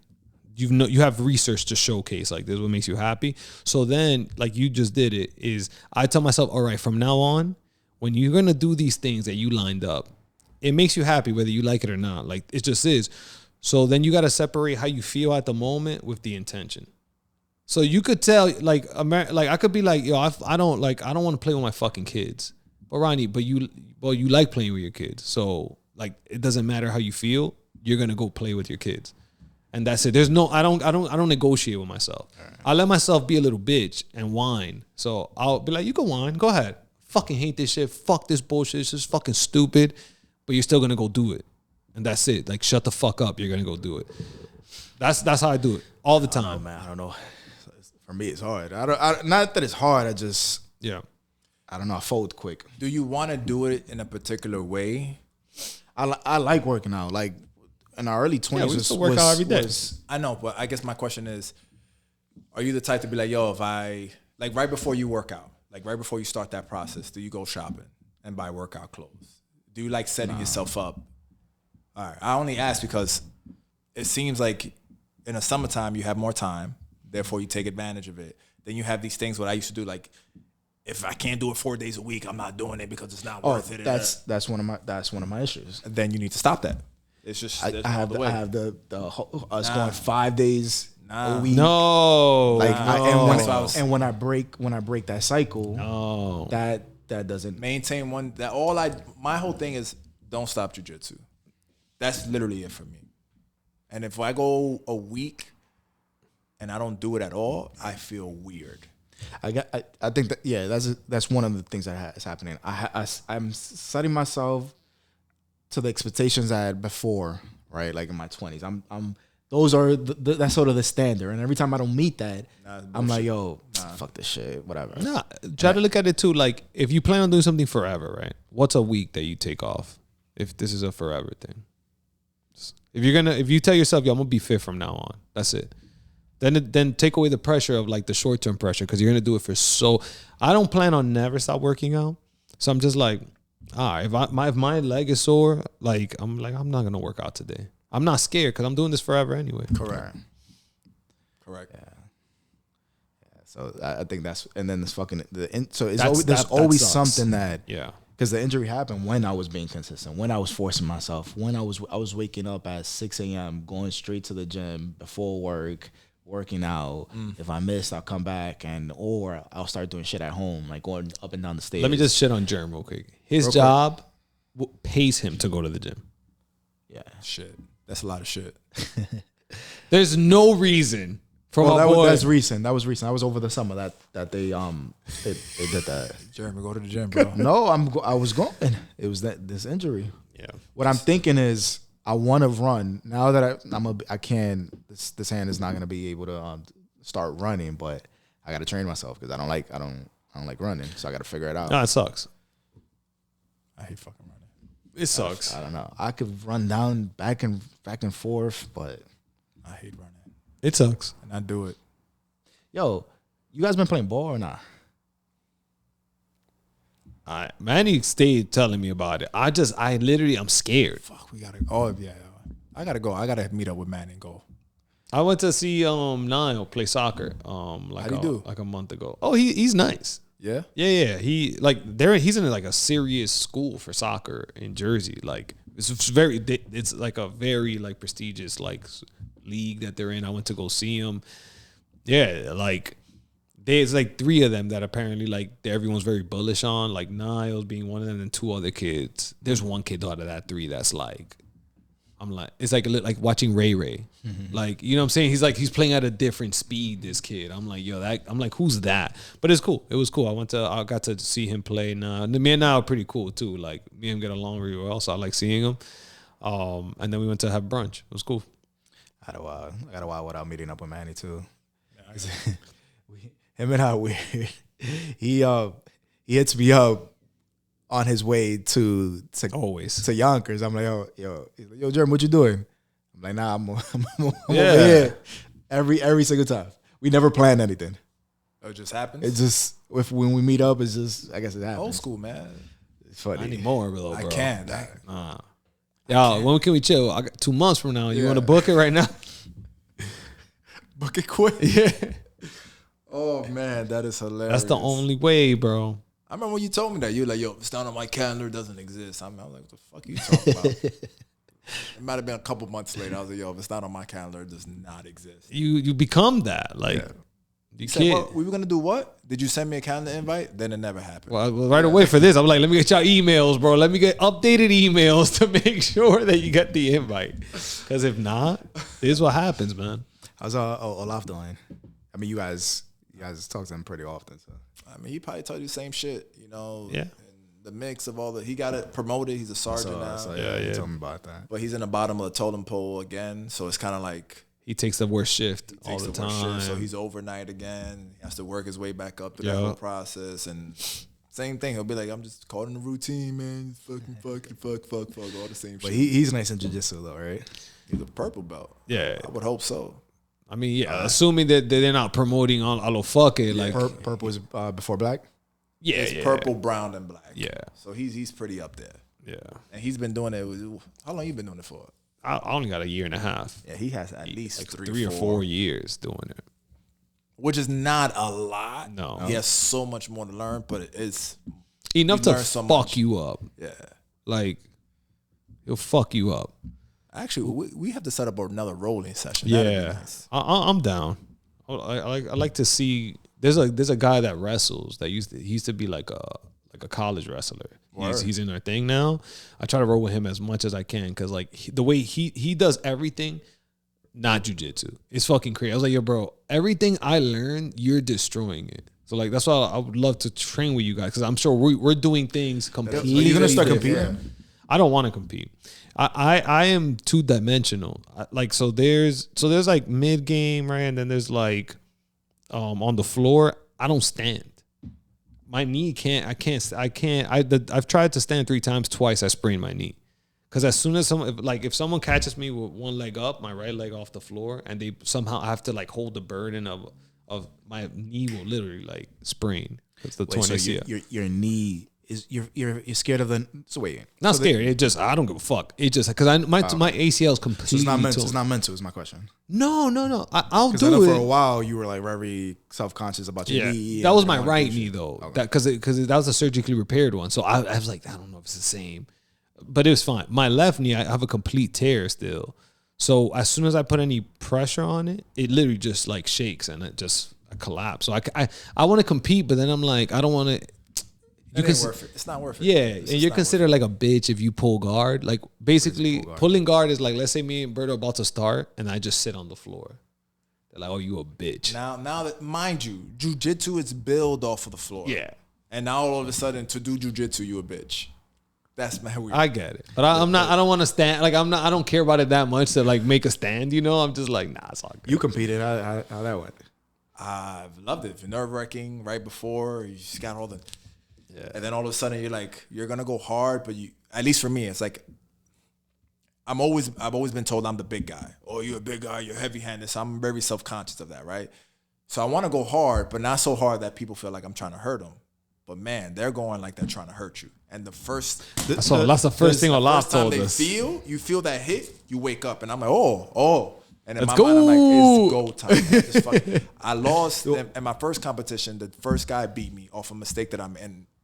He shouldn't have beat me. Like I panicked. It just but I gave it to that second guy. I was so heated.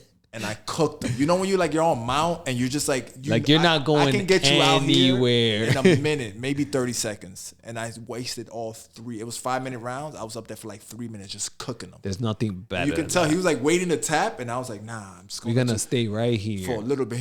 He's trying to breathe, and I'm like, because the fucking first guy, I shouldn't have lost that shit, bro.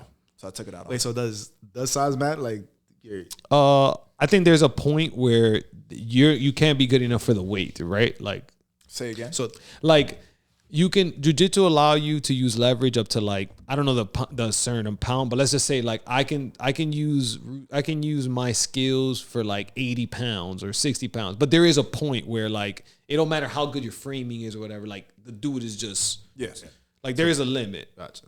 So the weight doesn't like it matters when it's a drastic. Like the guy that I roll with, he's 240. So he has 60 pounds on me and he's a wrestler. So they're, pressure. So there's certain things that like me working out, I be thinking I could get away with, but like there's limits to it, I guess. So for him, more is different because he's a wrestler, but yeah.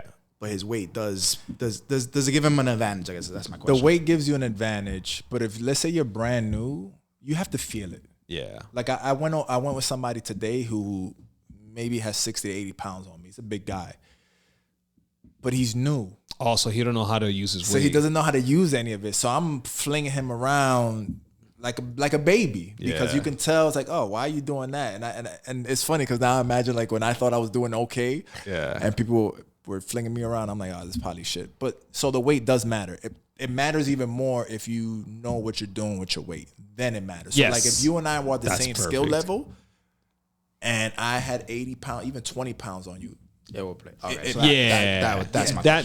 better said. Yeah, that's exactly what. But it doesn't mean that I'm automatically going to beat you because there are tournaments where people they call unlimited. I think it's called. Yeah. It's like there's no weight class. No weight class. So you can be 120 and going against a 300-pound person. It's just to see. And you guys ever seen the 120 beat him? Yeah. I see it a lot. If you're like most of the times, like whenever I see like I go to because of Mason, I go to a bunch. Whenever you see a small guy in the whatever, he's probably super skilled, and that's why he doesn't give a fuck. Like you watch UFC, I don't watch it a lot, but I know what's Mighty Mouse. Yeah, Demetri Johnson. Yeah, he's a beast. He is. They say he's like the best pure like he like every sport. He you saw it on the gi one and the all whatever that he caught that big ass dude. This dude's like 130 pounds. That dude must have been like 240, bro. Easy, maybe more. And fucked him up. Yeah. That's very interesting. And it is cool when you can like overpower someone like and they're bigger than you. There's nothing fun. There's nothing funner catching someone in your butterfly hug. They load up for you because they throw them out. You fool lo manda con todo. It's fun.